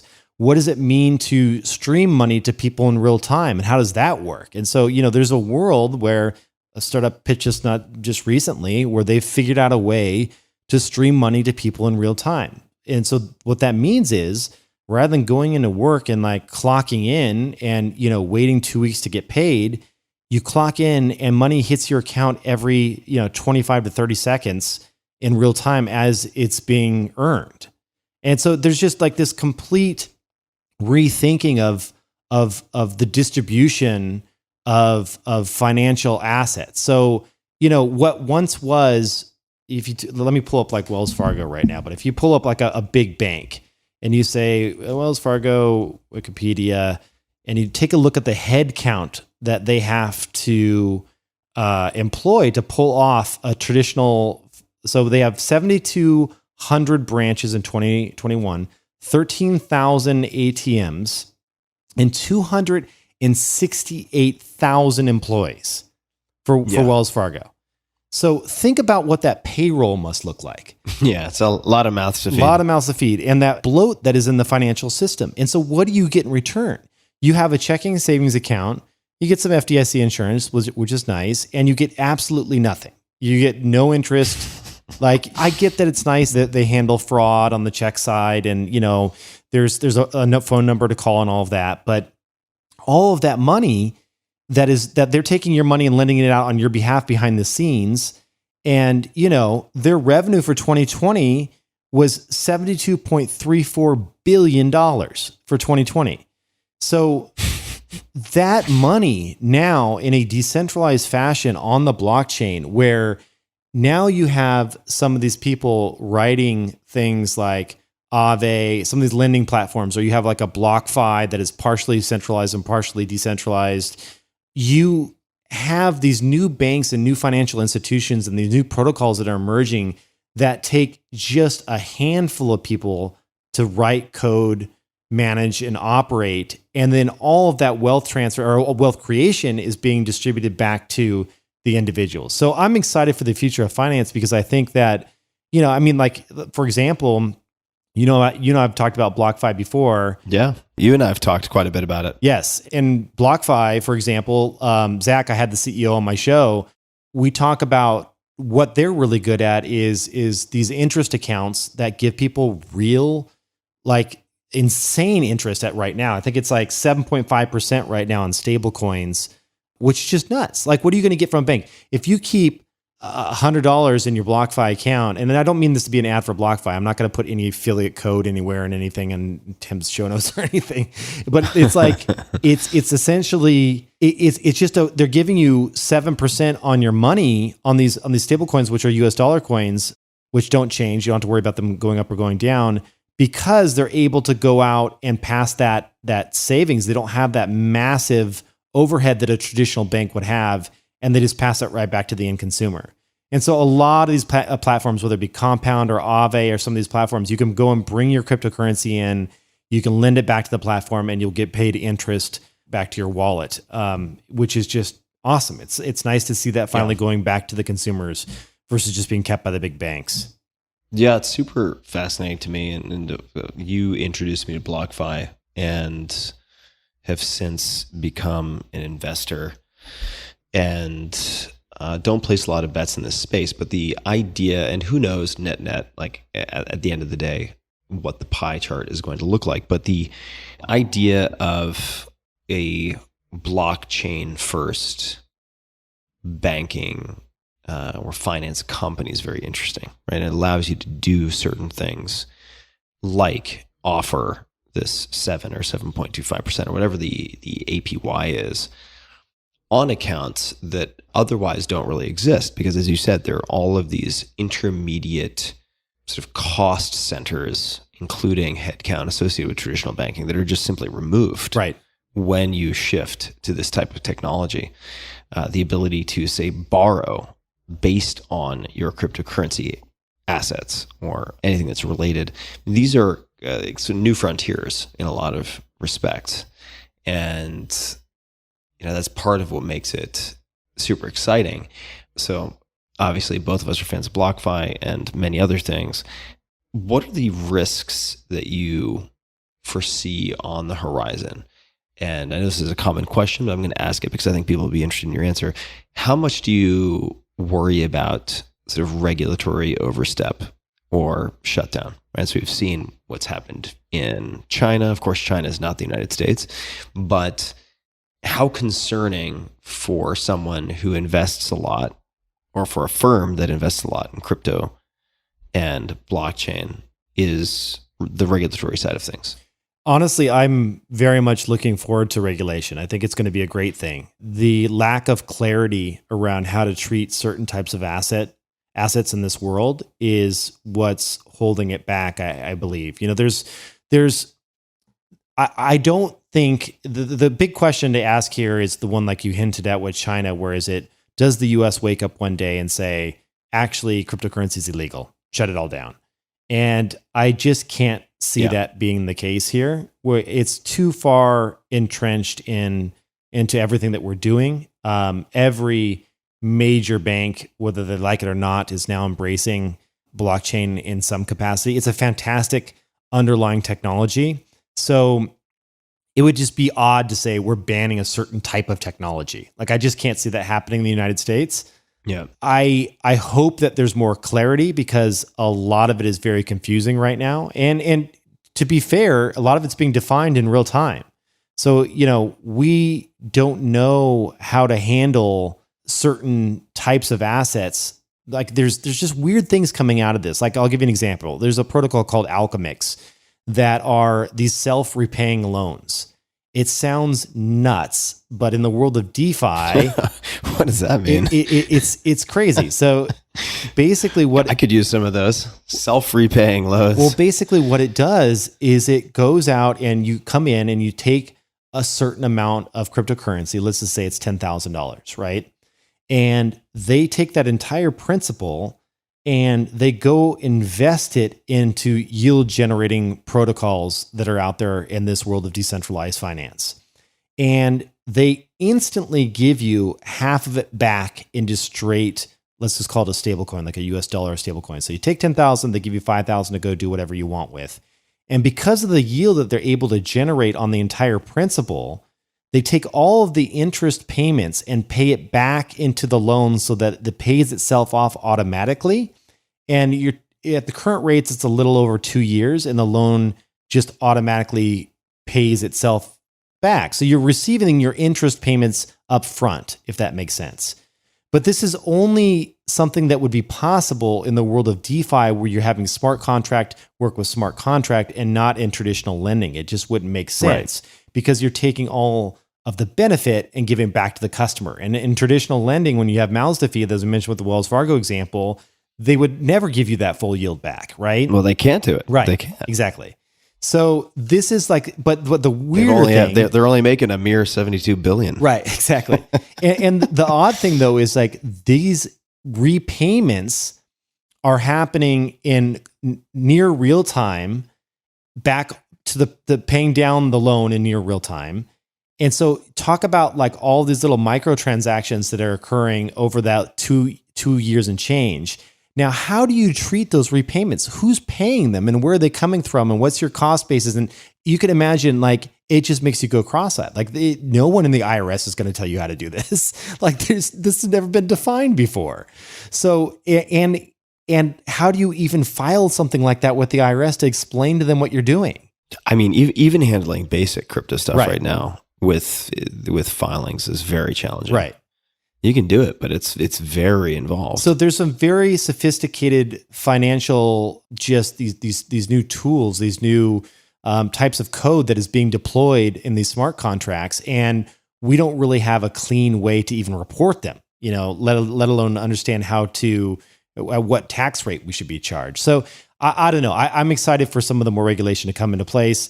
I think but you asked your question just to remove the uncertainty. Exactly. So even if the rules are stringent and punitive in some respect, at least the rules will be clarified. Yeah, I mean, I defined. want to pay my taxes. I don't want to go to jail. I just don't know how quite to do it. Right? Well, I wasn't implying otherwise. No. I'm just saying in the world of DeFi, thou doth protest. No, I'm saying too much. In the world of DeFi, this is what people are running into: is they don't know how to handle this stuff. So it's a very exciting space, but it's a very kind of bleeding edge. Enter at your own risk kind of world. To answer your question of like, what am I scared of? What are the risks that are out there? I think there's a few. One is you mentioned the regulation side. That's certainly one that kind of is off there lingering in the background, which I'm not so much worried about the what's going to happen on the US, but I'm worried about what if another country bans it? Because that causes some instability in the markets when other countries ban it. Which would be the most impactful countries were they to ban crypto? Outside of China, are there any countries that stand out that one might not expect? So outside of the US, like who are the players who would really move the markets? Yeah, that's a good question. I think China was the big one, to be honest. And now that that's kind of over, obviously the European Union would be huge. Anything with the UK would be huge. But I just don't see those markets cracking down. There's nothing out there that is like the big scary whale that we're just waiting for that to happen. Like I don't know of any other big countries. If anything, we're seeing, countries now embracing cryptocurrency and making it an accepted, form of tender. Like so that's happening, which is just fantastic. Okay. So let's just put that regulations part aside. There's two other pieces that I always think about. One is the meme coins, the shitty coins that rise to the top, and people think because it's a top 25 traded coin, they should buy it. That's a huge risk. The second thing is that people don't dollar cost average their way into the markets. So that means that they just buy a big chunk, oftentimes too much, and then they panic sell. Yeah. So, dollar cost averaging is a very simple concept. You have $1,000, let's just say $1,200 that you want to invest total into cryptocurrency. And you're like, listen, my chunk, what I can afford for me is $1,200.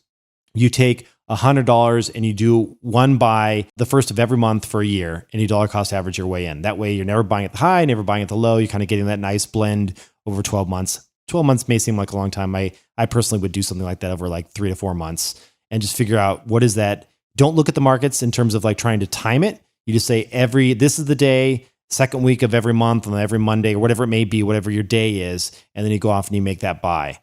And so and the third piece is that people run into, and this is something that comes up a lot, is that people bite off more than they take on too much risk. So it has to be something where if it drops by 75%, you will not sell. So it can't be so meaningful that you're freaking out and you do a panic sale, because this is where the risk is. But also, with risk comes the reward, obviously. So when you're playing in these crazy waters, these shark infested waters, like there's going to be some really bloody days. And if that's the case, you have to just be able to sit there and take it and not panic sell, because and you believe in your heart of hearts that the future is digital currencies. And if that's the case, the market is going to be bigger 5 years from now, 10 years from now, and 20 years from now. And if that remains true, back to that, like, what is my original thesis around this market? Then you're going to be good in the long term, but you have to be able to sit there and close your eyes on those really horrific days. And they will come, and there'll be multiple. Lots and lots and lots. For me, I've realized if I am not comfortable making an investment for at least 3 years, I just shouldn't do it. Right. Because I probably haven't done sufficient homework to have strong conviction on my base assumptions that should underlie that type of decision. And if I'm not willing to hold for at least 3 years, like, you're going to get punched in the face at least a few times. Yes. Over 3 years. And if I've committed to that, and I've only allocated so much that I can afford to easily have sidelined, right, for that period of time and illiquid, you're going to end up panic selling. Right. Just as I did with Amazon in 2008, which was a huge mistake, right? I'd taken too much. I'd put it into an excellent company, but I didn't have rules for when I would sell or why I would sell. Right. I only had my reasons for buying, but my reasons for buying were based on kind of present tense evaluation, not looking at long-term trends. So I didn't have myself set up for success with that investment, which was a bummer. And I ended up selling and then buying back in early April of, I guess, last year. Yeah, early April 2020. But man, oh man, would have been a lot better to actually hold on to it for the entire period of time. Here's the crazy thing, Tim. I'm curious how you think about it these days, but the one thing that is a little bit different than what you said there around stocks versus crypto is that the people that are the true believers will say, if you really believe that the future of currency is digital, then there is nothing to sell. Like, why would you? What would you sell into? Because you're already holding the best form of that thing. That you're holding currency. You don't sell into the U.S. dollar. Why, when they're just printing more U.S. dollars? That would just be silly. Totally. Right. So I don't want to come out with like super strong opinions, but I haven't. I mean, I'm generally not selling the primaries, right? Like the primaries being Bitcoin, Ethereum. Like I have not sold any Bitcoin or Ethereum in years, and I don't have any plan to in the near future. There are other things. I don't think we should name them, but more speculative things that might, on paper, offer a market cap that just does not make sense compared to the utility and ubiquity of other things. In which case, okay, maybe you take some of that off of the table. But because there's just not a equally high degree of confidence in the durability over time of those things. Yeah. Right. Or you just can't find a compelling logic to be like, why is this worth X percent of the total market cap of Bitcoin? Yeah. When, then I consider that. But I hear you. I mean, there are definitely, in the true believer camp, it's like, look, if you actually believe A, B, and C, what you're saying, you should never sell. Right. The only point where I would say never is a strong word though. Right. I would say, given current information, right? Given what we know currently, given the current information, I don't have any plans to sell BTC or Ethereum. Right. So in my mind, what I think is, okay, if I kind of like, thinking about Amazon, of course, Amazon's going to continue to scale and be the leader in that space. If I believe the same in the digital cryptocurrency space, but I'm in a coin where I think to myself, gosh, I really see this emerging player that's coming up that I really believe in as well. Then I might do a lateral move where I say, okay, well, I have a lot of gains in this one particular cryptocurrency, but I also want to get a little exposure to this other one. I'm going to sell part of this and then move into another coin, and that just kind of diversifies my cryptocurrency basket a little bit more. Now, one other piece is we talked about kind of right sizing the position that you're holding so that you don't freak out if there's a big dip. At some point, because I believe this market will expand and continue to grow over the next couple of decades, that position, let's just say you put in 10,000, over the next 3 months, and that turns into $500,000. At some point, you're going to look at that holding and be like, wow, this is now meaningful. I am going to freak if it drops by 75%. Yeah. And so totally. What do you do then? So my playbook is one, and I'm just speaking for myself, but what it is if cryptocurrency grows to the point where it is no longer, whatever your number is, 10% of your overall holdings, 20%, whatever you're comfortable with, and all of a sudden it's 40% of your overall net worth, then my way of trimming is not to say, sell and grab some US dollars. What I do is I say, let's sell, but then diversify into stocks and bonds and more traditional assets. So more of the Wealthfront style, kind of fully diversified, that to me is more the boring, old school, hoping for 7% a year, type of style investing. But I'm definitely not one of these people. You talk to Pomp or something and he'll be like, oh, I'm 100% Bitcoin. You're like, what stocks do you hold? Oh, no, just Bitcoin. You're like, wait, what? That's a little aggressive, So I'm definitely a fan of having, other assets as well. So it's not just all about crypto. Yeah, totally. And I should say also, 7% sounds terrible, but like if it's a decent number to begin with and you don't sell and rebuy and rack up all of these transaction fees and management fees and so on, you could do worse. Yeah. Oh, totally. Like a lot of people go to zero trying to chase like 40% annual returns. And I have a lot of sympathy for people who had their first experience investing in this last run up with crypto, because they're just ruined forever. Yeah. in a way, I'm just like, oh my God, like this is, I don't want to say a non-recurring phenomenon, but it's just like, if your baseline is set at hundreds of percentage per year, it will be very hard to convince you that it makes sense to invest in something with a reasonably predictable 7 to 10% per year, let's just say. And that's a tough position psychologically for people to be in, Absolutely. The one hack I did want to share with the audience that I think is a really worthwhile one is, well, I don't want to, I'll just say it. Like, I think that the mistake a lot of cryptocurrency holders are doing today is that they are holding their cryptocurrency where they're not earning anything for their cryptocurrency. So a lot of people will have a Robinhood account. I'm an investor in Robinhood, so I'm slamming them right now. And I'm sorry, I'm not an investor. We invested at Google Ventures, and I hold some of their funds. So I don't mean to talk bad about Robinhood, but they don't give you any interest when you're holding your crypto there.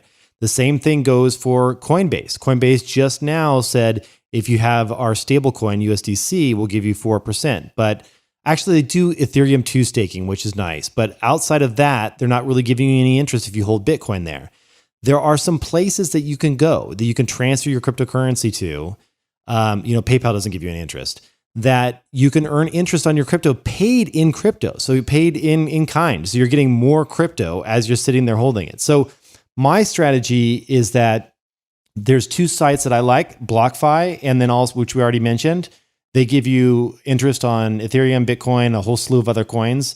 And then Gemini is another really world-class exchange that gives you interest on just holding your crypto there. So every time I launch my wallet, I see that I have more crypto because every month I'm earning interest on it. And I just would hate for people to be letting their crypto sit there and not earn any type of interest. Now, there are risks because they're lending your crypto out on your behalf. But, that's why actually to plug my show again, I did an episode all around risk with the head of risk of both of those organizations to talk about how they're doing it behind the scenes. And after listening to that episode, I'm confident and comfortable in what they're doing. So yeah, I've been using BlockFi for years now and getting outrageous interest rates, which is, it's a great thing to do when you're sitting on some crypto. Why not earn more? Hear, hear. What else should we talk about? Kev? Yeah, so we covered crypto pretty well. Thank you for the we. I'll take it. It's a fun world, man. You're doing fine, Tim. Just keep holding your Bitcoin and Ethereum. Thank you. I'm just breathing while I listen. Yes, thank you. I'm doing great. Those are great. One thing I wanted to cover is a question came in from Twitter asking, and I guess then we can wrap it up unless you have more. But one of the ones that we have last on our list here is the most recent thing you've added to your daily architecture. Any new rituals? ? And I was I was really curious when that came in because we haven't talked about this in a while. Like, what have you picked up both in COVID and then kind of like slowly coming out of COVID? Anything new for you? So the first thing that comes to mind is anything and all things related to sleep. This is a perennial topic, but in the last, I would say, month, I've had probably 10 days at least of the best sleep I've ever had. And a lot of that stemmed from a conversation I had with a neurobiologist from Stanford named Andrew Huberman, really interesting guy. And we talked quite a lot about sleep. He studies the visual system very intensely. Was he on your podcast?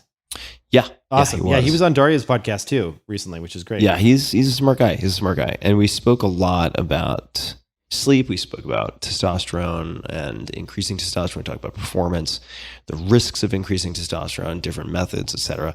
And in the sleep camp, he told me about increasing fish oil, specifically EPA, to at least 1 gram per day. And I'd been taking fish oil, but I had not been taking that quantity. And I began taking fish oil and a number of other supplements, including magnesium beyond just magnesium threonate, which is very good for sleep. And on top of that, paying more attention to circadian and cyclical cues that he and I talked about. So I've been trying to ensure as soon as I wake up that I go outside and spend at least 5 minutes in the sun. And I'll do that by jumping rope and walking around with Molly, my dog, but to really ensure that to the extent possible, I don't wake up and then brush my teeth and then check my phone and then check my calendar and sit inside dilly-dallying or even doing important work for an hour or two before getting outside exposure. I've really been trying to very consistently get sun, even if it's cloudy outside, just like solar/sky exposure as soon as I get up. And I've been having some of the best sleep of my life. It's really, really, really remarkable. And what are you using to track your sleep? Right now, because I shifted locations recently. I mean, not full time, but I'm outside of my usual home base. So I have an Oura ring that is charging. I haven't been wearing it. I do use 8 Sleep also on the bed, which is incredibly helpful. Yeah, we love ours. For creating 2 zones. And my girlfriend, if she could sleep inside a sauna at 90 plus degrees, she would probably do it. I really need to sleep at kind of a surrounding temperature of like 67 degrees, or I have an incredibly hard time getting to sleep. So the 8 Sleep does provide some tracking. And I found that 8 Sleep's, I suppose, inference or extrapolation from what they can sense in the bed is pretty good, even when they're paying attention to HRV. Certainly the number of times that you're tossing and turning, getting up, etc. Surprisingly accurate from what I can tell. I was very skeptical. I do use the Oura Ring. That's going to be the primary for looking at sleep quality and HRV. So those would be the 2 tools predominantly. But, at the end of the day, even though I find these tools very useful, by 1 p.m. if you had a good night's sleep or not. Yeah. And you probably know as soon as you get up. Yeah. And so it's a subjective feel as much as anything else. And I am a different person. If I get 3 or 4 nights of excellent sleep, I am a different human being. Like qualitatively and probably quantitatively in a bunch of ways, I am just a different human being. So those are a few of the things that have changed. Couple questions. Yeah. So when you have a bad night's sleep and you look at your Aura data, what does that mean for you? Does that mean lack of REM sleep, lack of deep sleep, or is there anything that jumps out? Yeah, for me, it's lack of deep sleep. Yeah, same. It's lack of restorative sleep, and I don't know how deeply, pun intended, I should read into that, but my deep sleep is very easily compromised. It is very easily compromised also if I have more than 2 alcoholic drinks. Of course, not all alcoholic drinks are created equal. So 6% is very different from like tequila shots. But I've paid a lot of attention to that. And that is another reason why I was actually more than happy to have a drink or 2 this early, since we started recording at 3 p.m. my time, because if I drink a little bit earlier, this is coming out really off terribly because I'm not suggesting that people become day drinkers, but if I drink at, say, happy hour, like an early happy hour, which is not really my thing, but just for the sake of illustration, like a 4 or 5 p.m., my body is able in a waking state to seemingly metabolize a lot of that before I go to bed. Right. And I consequently do not wake up with the rapid heartbeat. Oh, that's the worst, man. The alcohol night sweats. It's the worst. I hate that rapid heartbeat where you wake up and you just got that, like, terrible. You can just feel it going and you're like, what do I do? The worst. I'm hot, you can't drink water. You can't do anything. It's the worst. Yeah, you can't do anything. You just have a terrible night's sleep.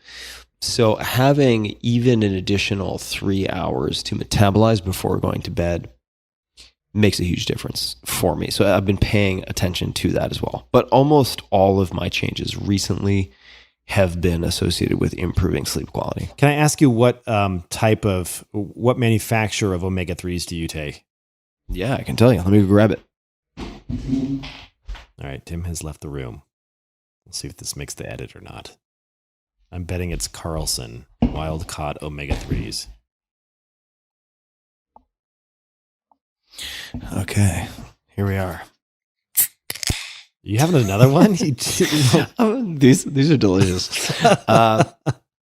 Don't judge me, Kevin. This is not my usual, but in any case. All right, so the first, I have 2 here. This is a Nordic Naturals Pro Omega, 650 EPA, 450 DHA.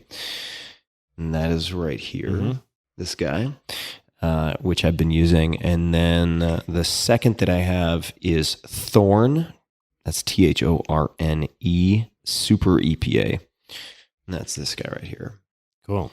So those are what I ended up choosing. And the effect is really remarkable, and it's difficult. I would say it's impossible. Let me be clear. It's impossible for me to say that my sleep quality improvements are entirely caused by this. I'm also spending more time outside. I'm doing rucksacking. I'm getting more exercise. I'm getting a lot more sun exposure. I'm in nature. My body tends to just downregulate. It's not the right word, but my nervous system downshifts a lot when I'm surrounded by nature. So there are many factors. There are many environmental changes in my life that have taken place in the last few weeks, but I have spent a lot of time in nature at many other points, and my sleep has not had this dramatic change. So it leads me to think that there are other causal factors, and this is the most obvious. This is the most obvious thing. Yeah, that's awesome. Yeah, I've been taking a couple grams of omega-3s for a while now, and I just find for me, I actually see the benefits on the joint side. Like I just have less joint issues. Yeah, I've noticed that actually in my feet. I have it's like the old man episode. I love that. This is the old man episode, but my family has a history of gout. So my family has gout on at least the maternal side, and a sort of precursor indicator of that is often high uric acid levels. And I've been pretty loath to start another medication, which will be a maintenance medication forever. In this case, it'd be allopurinol. Yeah, dude, I've been taking allopurinol for 5 years now. Yeah, even though it's very, very well tolerated, right? As far as drugs go, it's very well tolerated. But I'm like, oh God, I'm going to end up that old guy with the pill case with 100 pills that I have to take every day. Too late, dude. I don't take that many things right now. I've really tried to minimize it, although compared to the normal people, I probably seem like a complete disaster. In any case, the EPA, or perhaps it's both, including the DHA, the higher levels of fish oil consumption, unexpectedly, I was stretching and I noticed, oh wow, I don't have that usual stiffness, which I thought might be some type of degeneration in the joint, although I had x-rays and it didn't appear to be the case. The stiffness and pain that I feel in that big toe joint, which is very often where gout first presents, which I was very concerned about. I was like, oh fuck, do I have gout? Really? Am I like some fat aristocrat from like the 1700s in France? Like, what is this? Like, really? How can I have gout? And some people think that that's primarily caused by, I think it's purines in DNA, and that's associated with protein, and therefore people take by extension that to mean that animal protein should be decreased. It's not quite as simple as that. There's actually a chapter that I published on my blog, tim.blog, people can find it, on gout and the understated culprit, which is fructose, as found in high fructose corn syrup and in fruit to a lesser degree. So it's not quite as simple as people might paint it to be. Nonetheless, what I noticed is like, holy shit, like that pain in my toes is like 90% gone after a week of doing it. And I cannot think, because this has been consistent for years now that I've had this. Oh, interesting. This pain. I mean, it's been a kind of a static level of pain. And after a week or two, again, maybe it's placebo, who knows? But I wasn't anticipating this as an effect. So it's hard for me to think that it's expectation. It's like, you know what? It's hard for me to come up with many reasons not to do this. So I'm going to give it a go. If you take too much, more is not better. And I think you could probably cause intestinal bleeding or all sorts of problems if you were just to chew these like gummy bears or something. Yeah. So, word to the wise, talk to your doctor about things like this. But I've certainly found it beneficial. What about you? Your daily architecture? Yeah, I mean, I would say that's a very kind of highfalutin way to put it. But yeah, your daily architecture. Yeah, the only thing I would say that I've really stuck with that. Well, a lot of people want to know about our sauna routines, and if we're still doing sauna, that was a hot topic in the hot topic, doggy style. I got to tell you, man, the sauna for me has been, it's just the best. It's the best money I've ever spent outside of having a nanny from time to time. It's like sauna is just so key. I just feel so much better. Yeah. I mean, there's all the health benefits and the studies. There's more and more coming out all the time. I will say one pro tip: do not oil your sauna. So I oiled my sauna. What does that even mean? So they have this sauna oil on Amazon, and it, like when the wood dries out, you're supposed to put oil on it. Okay. And so I buy this sauna oil on Amazon. I oil it, and then it literally off gases like smoke, like smoky oil. Oh, that's terrible. Listen to this, dude. It's been doing It's like a skillet on the oven, the stovetop. Yes. That's terrible. And so I was like, okay, this is crazy. So I went in, I sanded it down, like tried to get it all out, scrubbed it with like soap and shit. And then, dude, it's still off gassing. So then I started wearing my N95 mask in there. And so Darya's like, this is why you need a gas mask to use your own sauna. Yeah, Darya's like, what are you doing? She's like, I'm not going in that sauna again. And I'm like, listen, let me burn it out but I still need to get my sauna on. So I use my gas mask. And then, dude, I go in there and my eyes, when I walk out after 20 minutes, my eyes are bloodshot because the smoke is hitting my eyes and my eyes were burning. It's not the gummies? No, it was not the gummies. It's not your gummies that you hand make and send me. My gummies. Honestly, it's just like, so I ripped out my entire sauna, had all the wood removed, and had to buy a new sauna. Oh, what a mess. Yeah. So that sucks. Wow. Anyway, so routine wise, architecture wise, it's been 1 year, almost coming up on 1 year of meditation. And that, my friend, is the biggest game changer I've ever had, is when I decided to take it seriously and not just do it like an app. just but like really sit and do it really like real practice. So what does real mean? This is an hour a day? You know what's funny, Tim? I never told you and this. And it's Zen style? This is with your teacher? Yeah, it's Zen style, yeah. In accordance with his instructions? That's right. Mm-hmm. So what's funny, Tim, is one time, I don't know if you ever remember, we were talking about meditation. This was probably 7 years ago. And you said something to the effect of like, I think that most people, they just close their eyes and think about things when they're meditating. Or like you didn't, like, it's almost like you didn't believe it. Oh, I still think that's true. I mean, I think there are benefits to meditating, but I think most people are just thinking about bullshit with their eyes closed. Right. Yeah. I was going to ask you, have you ever found yourself in deep on, have you ever meditated to where you've been like, I mean, because you did the opposite side, you're really famous, you talk about that. Yeah, the Vipassana. It's like psychotic breakdown. Yeah, yes, breakdown. I had that. Yeah, that was pretty deep. Having that full psychotic break, I would say, is pretty deep. I have felt, yes, I've had very, very deep experiences. Some of the best experiences I had were actually, I'm blanking on the style and the name currently. Give me some hints.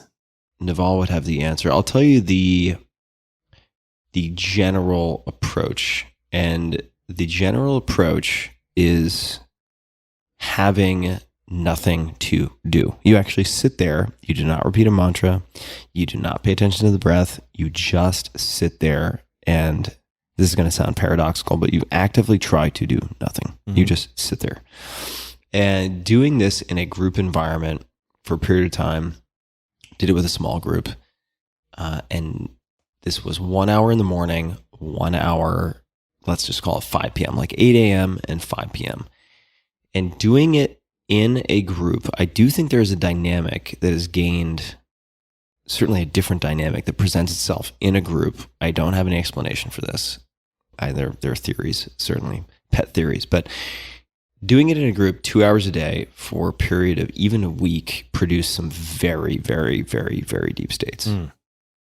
And I would say in terms of kind of ROI in a short period of time, I found that very interesting. When I came back to so-called normal life, I did not sustain that twice daily cadence for very long. And I think in part because I was doing it by myself or with my girlfriend and not in a group, having that accountability was very, very helpful. But I have experienced some very deep states in meditation. Have you found those to be pleasant states or just kind of like when you walked away, did you have a smile on your face? Did you feel like you felt? Oh, very pleasant. Okay. Very, very peaceful. Cool. Yeah, very pleasant and very at peace for sure. Oftentimes, what I've noticed, this can be, for me at least, facilitated by doing a very intense but short sauna session for say 15 to 20 minutes, and then sitting outside and sort of air cooling and meditating for 20 minutes. Yeah, that's nice. That's just a great feeling. Oh, it's incredible. Found that to be very consistent. So to answer someone's question that you brought up, I still do sauna very, very regularly and view it as a key and simple lever that I'm able to pull for mental health. Whether it helps me physically or not, I don't know. I mean, maybe, sure. Heat shock proteins, all of that. Yeah, okay, maybe. I'm not going to know if it did anything until I'm dead. So jury's out. But from just a day-to-day psycho-emotional and mental perspective, doing a sauna, especially late afternoon, if I do it too close to bedtime, it interferes with my sleep. But if I do it 4 or 5 o'clock, then it seems to help and also dramatically increase HRV the next day. Oh, interesting. Yeah, I've noticed that, as have a couple of other people. But coming back to architecture and your meditation. So 1 year anniversary, congratulations. That is the anniversary of what? Maybe you can describe for us. Yeah, so I mean, I had been like most people that have ever played around with meditation apps, I'd been dabbling and even, helped build one that was a free meditation app, but I just was dabbling. I was always dabbling. I was doing the 10, 15 minutes, maybe 20 minutes, just those little sessions guided, and they were fantastic. Very, very great prescriptive meditation. Oh, you have something wrong. You're feeling stressed, fear of flying, whatever it is. Like there's all these courses for that. You can take them, there's not a lack of apps that offer this type of content. I think that the shift and the change was telling myself that this is a long road to practice to really train the brain. Like if you think about if we want to do anything and Tim, you know this way better than I do. If you want to do anything, if you want to be really good at something, it can't just be an afterthought, casual. I'm going to make time for this when I feel like it. Exactly. So I made that shift in my brain and said, okay, I believe there is something worth pursuing here, that a dedicated, longer practice, longer duration, and a more serious discipline. So for me, that was a form of Zen called Sambo Zen. Sambo? Yeah, Sambo is like the offshoot. It's more kind of a lay Zen. How do you spell it? Sambo. Sambo Zen. Yeah. So when I heard about this and was introduced to my teacher, Henry, got excited about it and really decided to dive in and say, okay, I'm going to read a few of the books that are out there on this type of Zen and then create a real practice that is, 55 minutes of sitting a day. How much is it? 55 minutes. Why 55 minutes? Well, you do 25. I like fives, but yeah, you do 25 minutes of your first sit, and then you do a 5-minute walking meditation, and then another 25-minute sit. Okay, cool. Yeah. And for those wondering, so I just looked it up. Sambo Kyodang is a lay Zen sect derived from both the Soto and the Rinzai traditions. Sambo literally means 3 treasures. I wonder what the treasures are. Sang is like ichi-ni-sang, sang 3. Sambo, bo is like bo-chang, like my darling, my treasure kind of thing. But yeah, sambo is 3 treasures, and then kyo, well, we can get into the Japanese another time. But yeah, kyodan, religious organization or teaching organization. That's cool. So 55 minutes. Do you know what the 3 treasures are? Yeah, the one treasure is the Sangha, so the group. The other one is the Dharma, the teachings. And the third one is escaping me right now.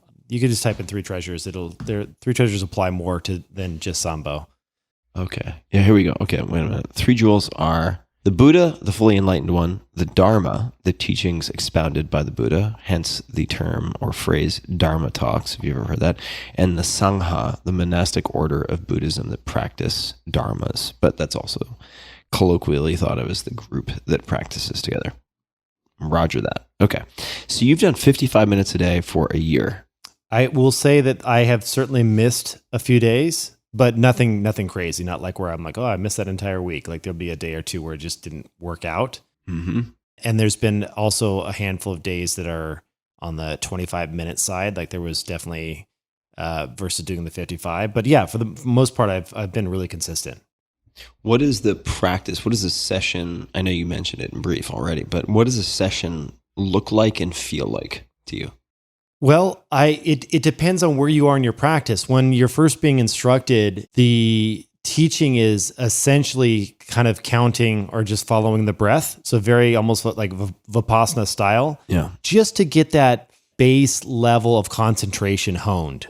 So, it's a very, like there's a teaching where they talk about the Zen master that was sitting and the concentration, it was so intense that they're sweating. Like you can see sweat on their brow because it is like a very active thing that is happening with the honed concentration.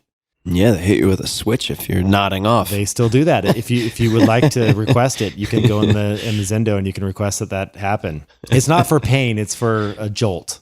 Like it's not like a beating practice. This is for you, not for me. Exactly.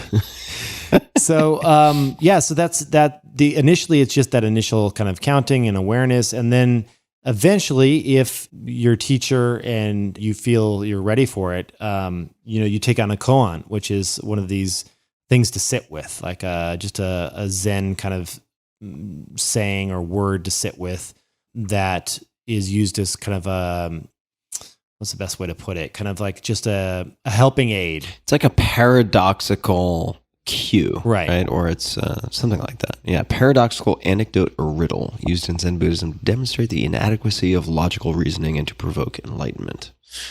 That is the definition that comes up for me. Yes. Koan. So what you do is when you sit with that koan, eventually you will be able to answer it. And there are hundreds of them. And there are checking questions that are done with your instructor.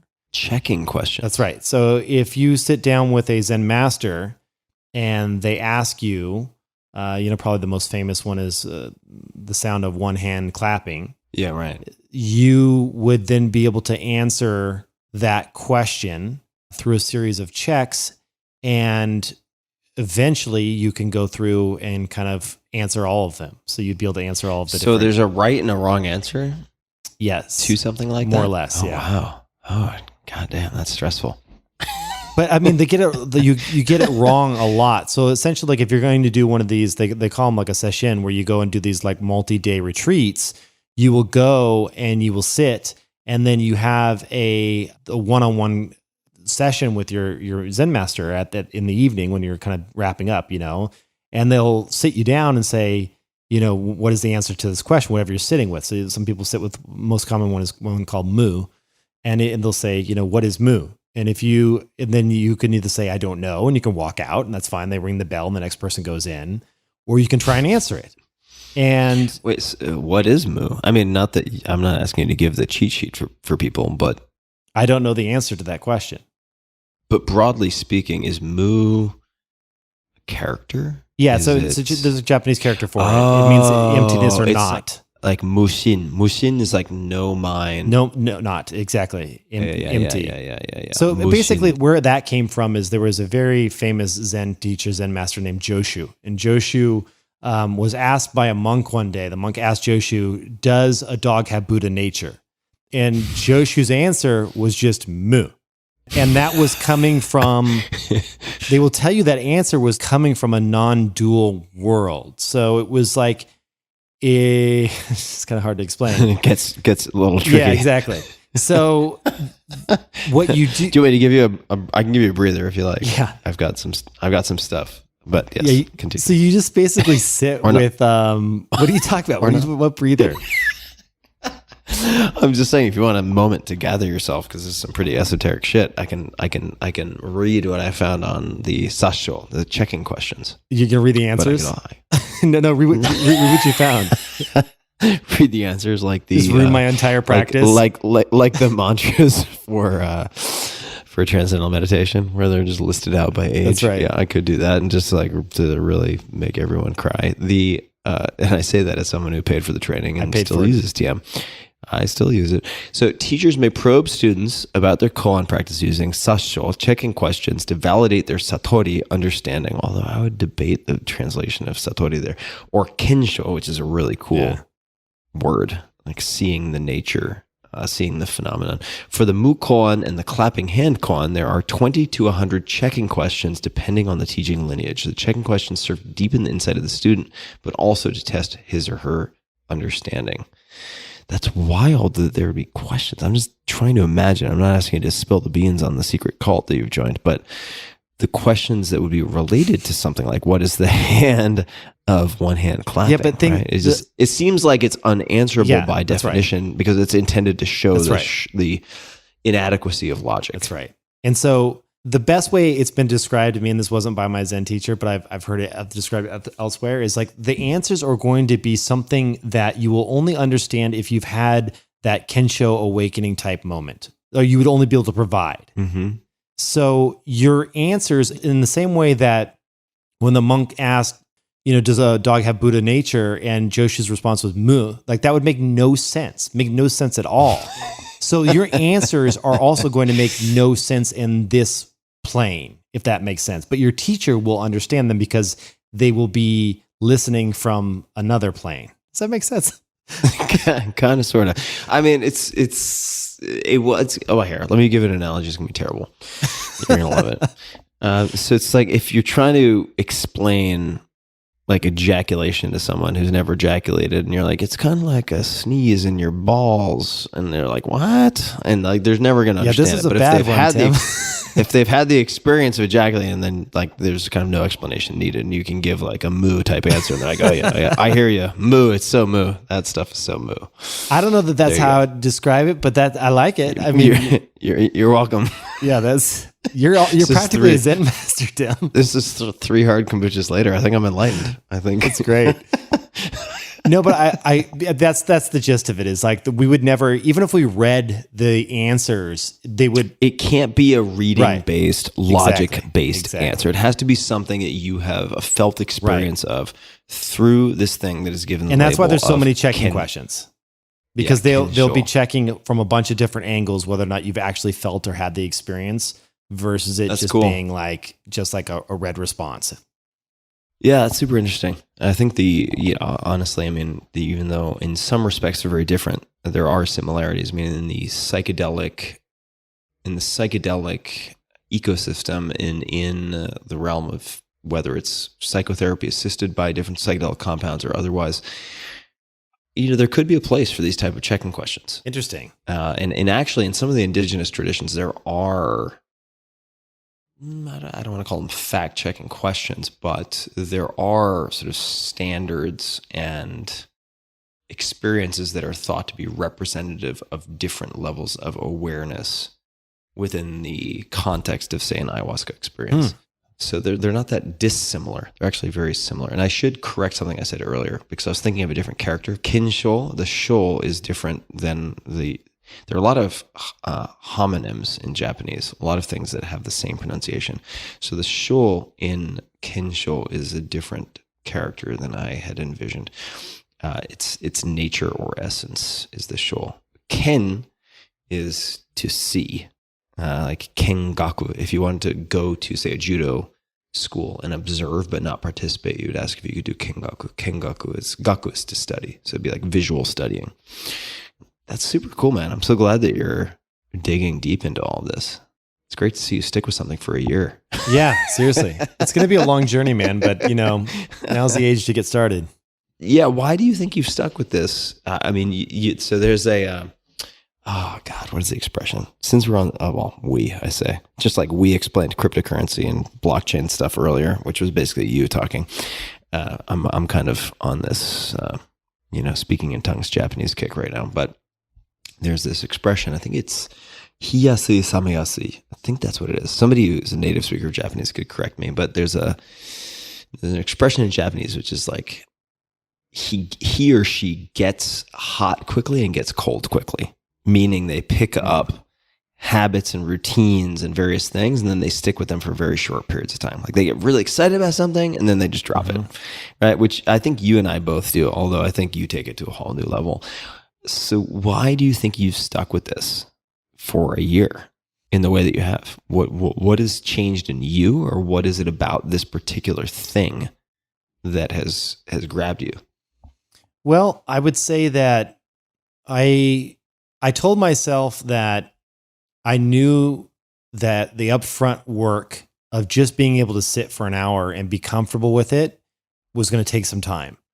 And to be able to still the mind to the point where you can just get comfortable and it not feel like just this crazy effort that you're like, why the hell am I doing this, is a lot of work. But I said, I'm going to push through until I can at least get to the point where when I get up off the cushion, I feel better than when I sat down. And I don't feel like it was just a waste of my time. Like oftentimes, and it was a challenge initially to say, can I calm my mind to the point where I will actually consider this a net positive?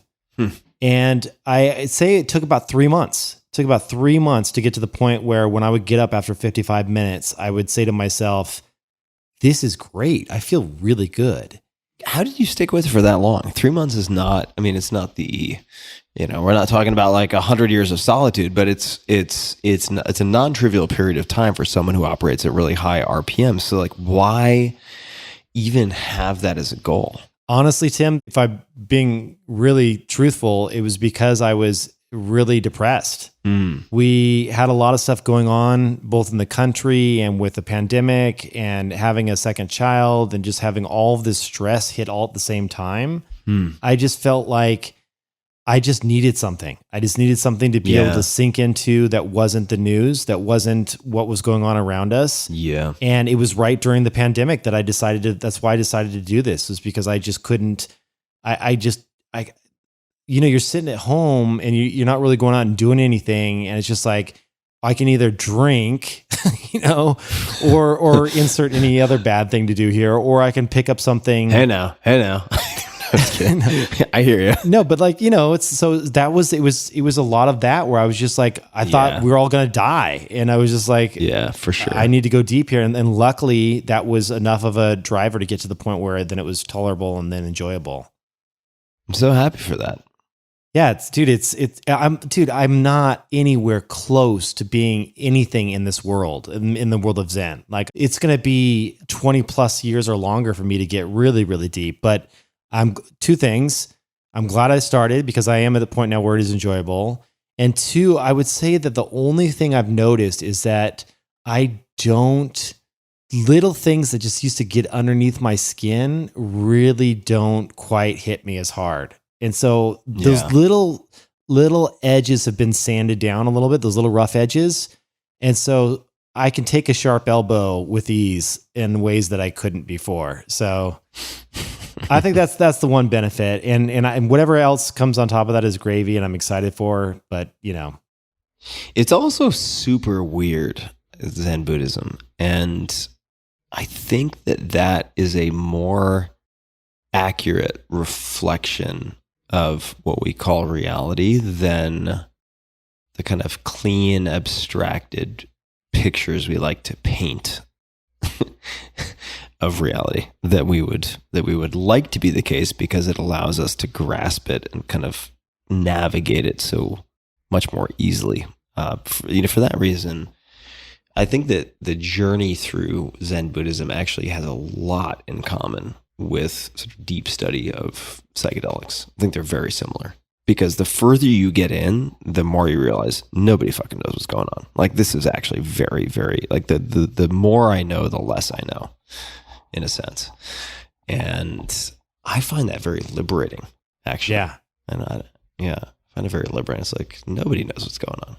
Okay. All right. Well, as long as my goal is to eventually to get you to study some Zen. I think you would be you're the perfect person for it because there are actual obtainable things. You know what I mean? Like, like in some sense, the whole practice is not about it. It's about obtaining nothing. So it's not like it's like, but the fact that there just are checking questions is like, it's so much. I'm a kind of person that wants to check a box. I want to that appeals to me. Yeah, I can see that appeal to you as well. Yeah, that's good. I mean, it has always been of interest to me. I mean, even when I was in Japan, I spent time with, I remember passing these monks who would be, what is the expression? Asking for alms. I mean, they would have to do a tour of duty where they would ask for money. They would have to beg for their food, if I needed money to buy food. And so I would always pass these monks. Not all of them were necessarily Zen Buddhist monks, but I would pass them every day as I was walking back from school when I was 15 as an exchange student in Japan, and have spent a lot of time recognizing that Zen is not uniquely Japanese. Although Zen, the word, that pronunciation is Japanese, is a tradition that predates its introduction to Japan. Yeah, I mean, it came from China, right? Initially, like it was called Chan before. Yes, something like that. I don't know the character that was used for that. It's probably the same character, actually. Let me look it up. It's probably the same. It's Chan. Yeah, Chan, second tone in Mandarin, and then Zen in Japanese, and then in Korean, I guess that's Jun. Somebody could tell me. I'm pretty rusty on my Hangul, but looking at the Korean, I think it's Jun. And then we have Vietnamese and so on. What I like most about Zen is that it embraces paradox, because so much of our existence, I think, is paradoxical. And so much of what we want and so many of our conflicting goals can sort of be symbolized by this word paradox, that it's such a fundamental aspect of our existences, but it's so uncomfortable to look at directly also because it's not easily put on a shelf and organized and just slotted into some category that you can understand and figure out.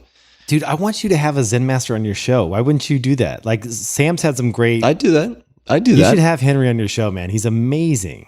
I'd be open to having Henry on the show. I mean, I think part of it is that I don't feel like I am qualified to ask informed questions about it.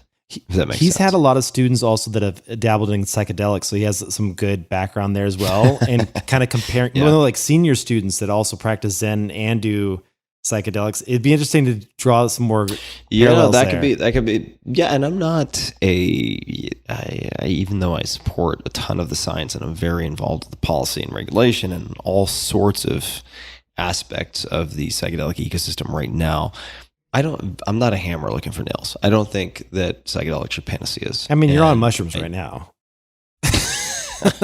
It wouldn't be out of character for that to be the case, but I'm not on mushrooms. You're just casually chewing in the background, just like just chomping on some mushrooms, like trail mix.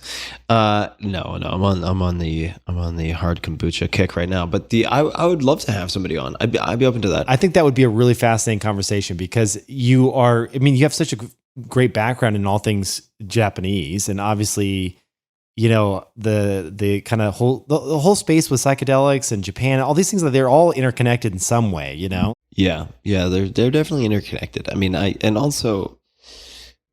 don't view these tools as mutually exclusive, right? And I was listening to an interview recently with Dennis McKenna, who I'm going to have on the podcast soon.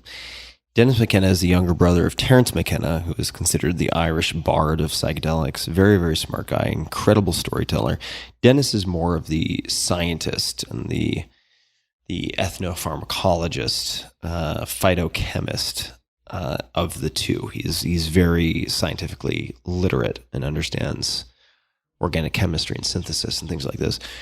And one of the points that he's made and did make in this interview I heard was, our experience of reality is mediated through chemistry and neurotransmitters.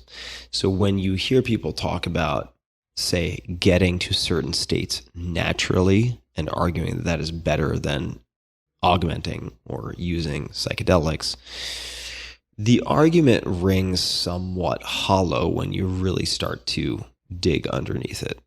And that's not to say that one should not develop self-directed capabilities without the use of drugs or plants to achieve these states. I'm not saying that.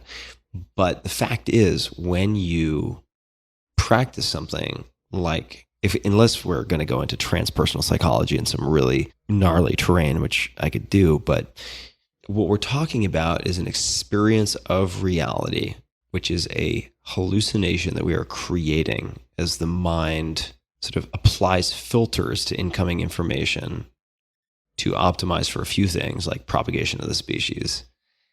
And when you enter a non-ordinary state of reality, whether it is through ingesting, say, 4 or 5 grams of dried mushrooms, in the case of psilocybe mushrooms, psilocybin-containing mushrooms, or doing very dedicated Zen practice, like you are changing the cocktail. 100%.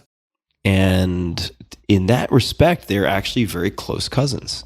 Although, certainly some compounds in plants I think are better for achieving states similar to, Satori or Kensho maybe than others. Like meth, probably not, right? I mean, I don't think that anyone's going to suggest meth for coming to terms with some of these sort of deeper realizations necessarily.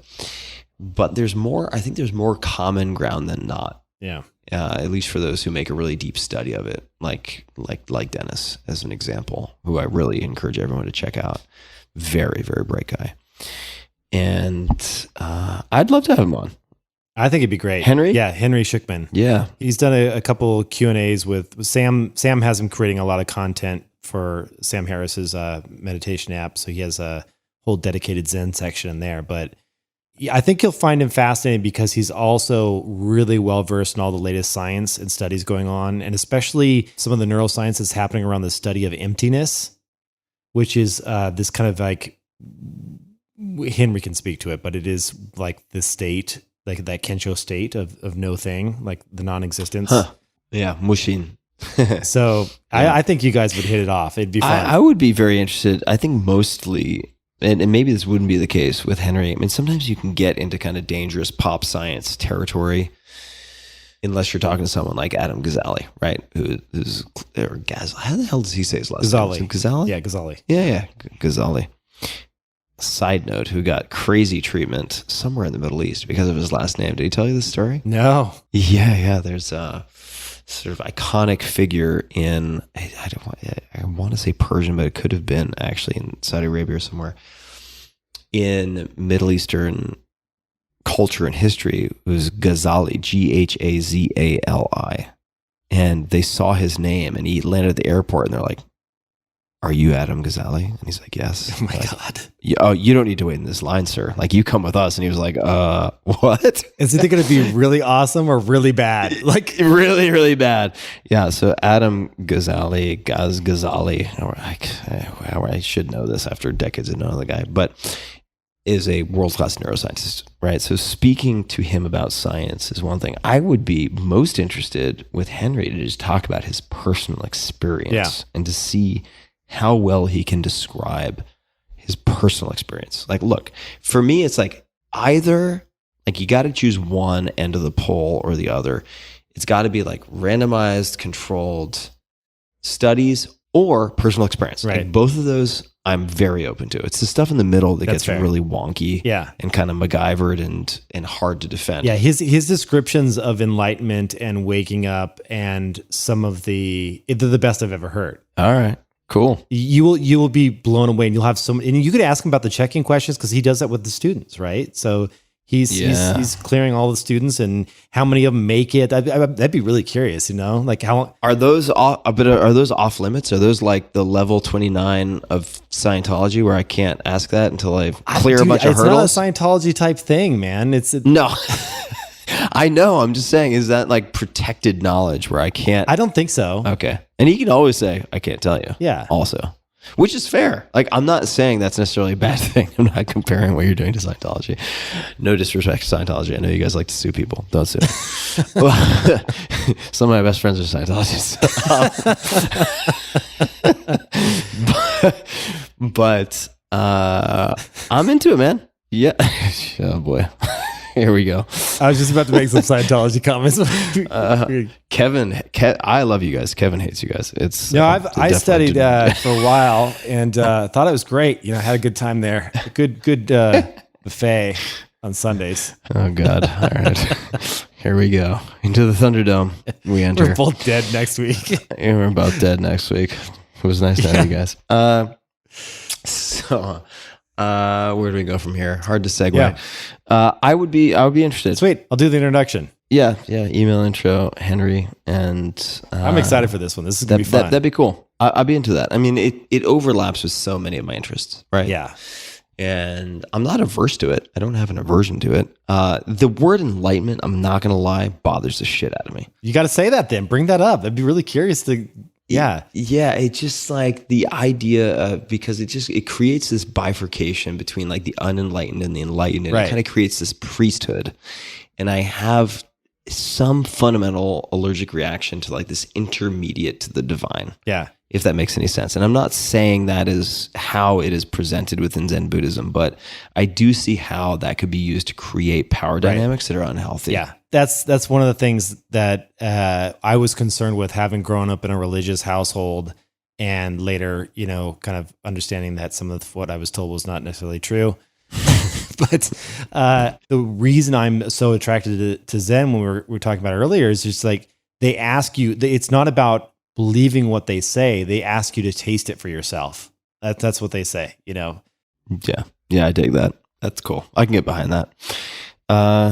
Awesome, man. Well, please make the intro, and then I'll chat with Mr. Henry. What an episode this has been. We've had lightning strikes. I almost threw up at the beginning. Yeah, Kevin almost puked in the beginning. Technology was taken down by an act of God. Right. You've covered a lot of ground here. Yeah. Good times, man. Well, it's good to hang. Yeah. Good to spend some time together. Anything else you'd like to mention before we wrap? I asked my wife what we should talk about on the show, and she said, "How about my podcast?" So I thought that was funny. Go for it. Yeah. So my wife, Darya Rose, she's a PhD neuroscientist from UCSF, and she has a fantastic new show called The Darya Rose Show. She's covering some crazy topics, dude. Like she has other scientists on so they can talk science, but she's covering. You should give some background on Darya for people who don't know. I mean, she has a lot of scientific training. Yeah. So you should just maybe explain that for those who may be first time. Yeah. listeners. Well, we just talked recently about Adam Ghazali and his lab over at UCSF. So she worked with Adam. And yeah, so she's got her PhD from there in neuroscience, studied stem cell biology, and anything above and beyond that is outside of my pay grade. But for her, what she loves to do these days is really focus on how to take science and break it down, like things that we can actually trust, and break it down so that the average consumer can understand it. So she has several episodes on like, how can we trust vaccines? Why should we trust vaccines? What does the science actually say? Who should we look for for that information? She's going to be covering like birth control and what we understand in the science there. A lot of women's issues as well. How to raise like children in a thoughtful way that doesn't damage them forever. She had Dr. Andrew Weil on recently, and they talked about how to trust alternative medicine. Oh, like what do you know is true out there? Like there's just so much BS. Yeah, how do you vet that? How do you vet that stuff? So I'm just really proud of her. You know, she's just kicking ass she had Andrew Huberman on the show, like you said, about the whole episode on sleep. So many great takeaways there. But yeah, she's done a great job. And Darya Rose Show. Yeah, Darya's very legit and very, very smart. Very good at translating without dumbing down. Yeah, also, that's a great way to put it. Which is very hard to do. It is very hard to translate without dumbing down, and she does a great job of that. And Miss Dardar, yeah, we need to get together, dude. We need to do a little couples thing. Please give hugs to Darya, and people definitely check it out. Anything else? That's it, dude. You can find me at Kevin Rose on Twitter. Modern.finance is the podcast. Or I shouldn't say dot. It's just called Modern Finance. But if you want to go to the website, it's modern.finance on the web. And dude, thanks for having me on. This was fun as always. Yeah, man. Super, super fun. And for me, I don't have much to say. You can find me on tim.blog. Everything I do is there. Twitter at tferriss, 2 R's, 2 S's, at I am Ferriss, at Tim Ferriss on Instagram. Yeah, at TimTimCoin is the new coin. I'm going to launch that. I think I'm going to do a Solana coin. Oh, Can I launch a cryptocurrency under your name? Please don't. It's called TimTimCoin. Oh, that'd be really great for my liability. Just what I want to think about as I'm going to bed. By the way, just launched 2 minutes ago, 11:12 p.m. Tim. Don't worry about it. I'll take care of it. Yeah, I'll put a ton in your wallet. You'll be good. Oh, what a mess. What a mess. Yeah, I won't do that. But I may do some. You should do an NFT, dude. You really should. Yeah. I mean, why not, right? I mean, like, people don't have to buy it. It's like, if you understand, it's just a speculative experiment. I'm doing something weird to learn more about it. Yeah. Why not? I definitely bid on your first smashed body part. Tim, talk. Episode 1. All right, Kev. Well, it's good to see you, man. All right, brother. Good chatting. And to everybody listening, you'll be able to find show notes, links to everything, all the companies, books, compounds, God knows what that we mentioned, Japanese terms. Sorry, show notes, friend. You'll be able to find it at tim.blog/podcast. And until next time, thanks for tuning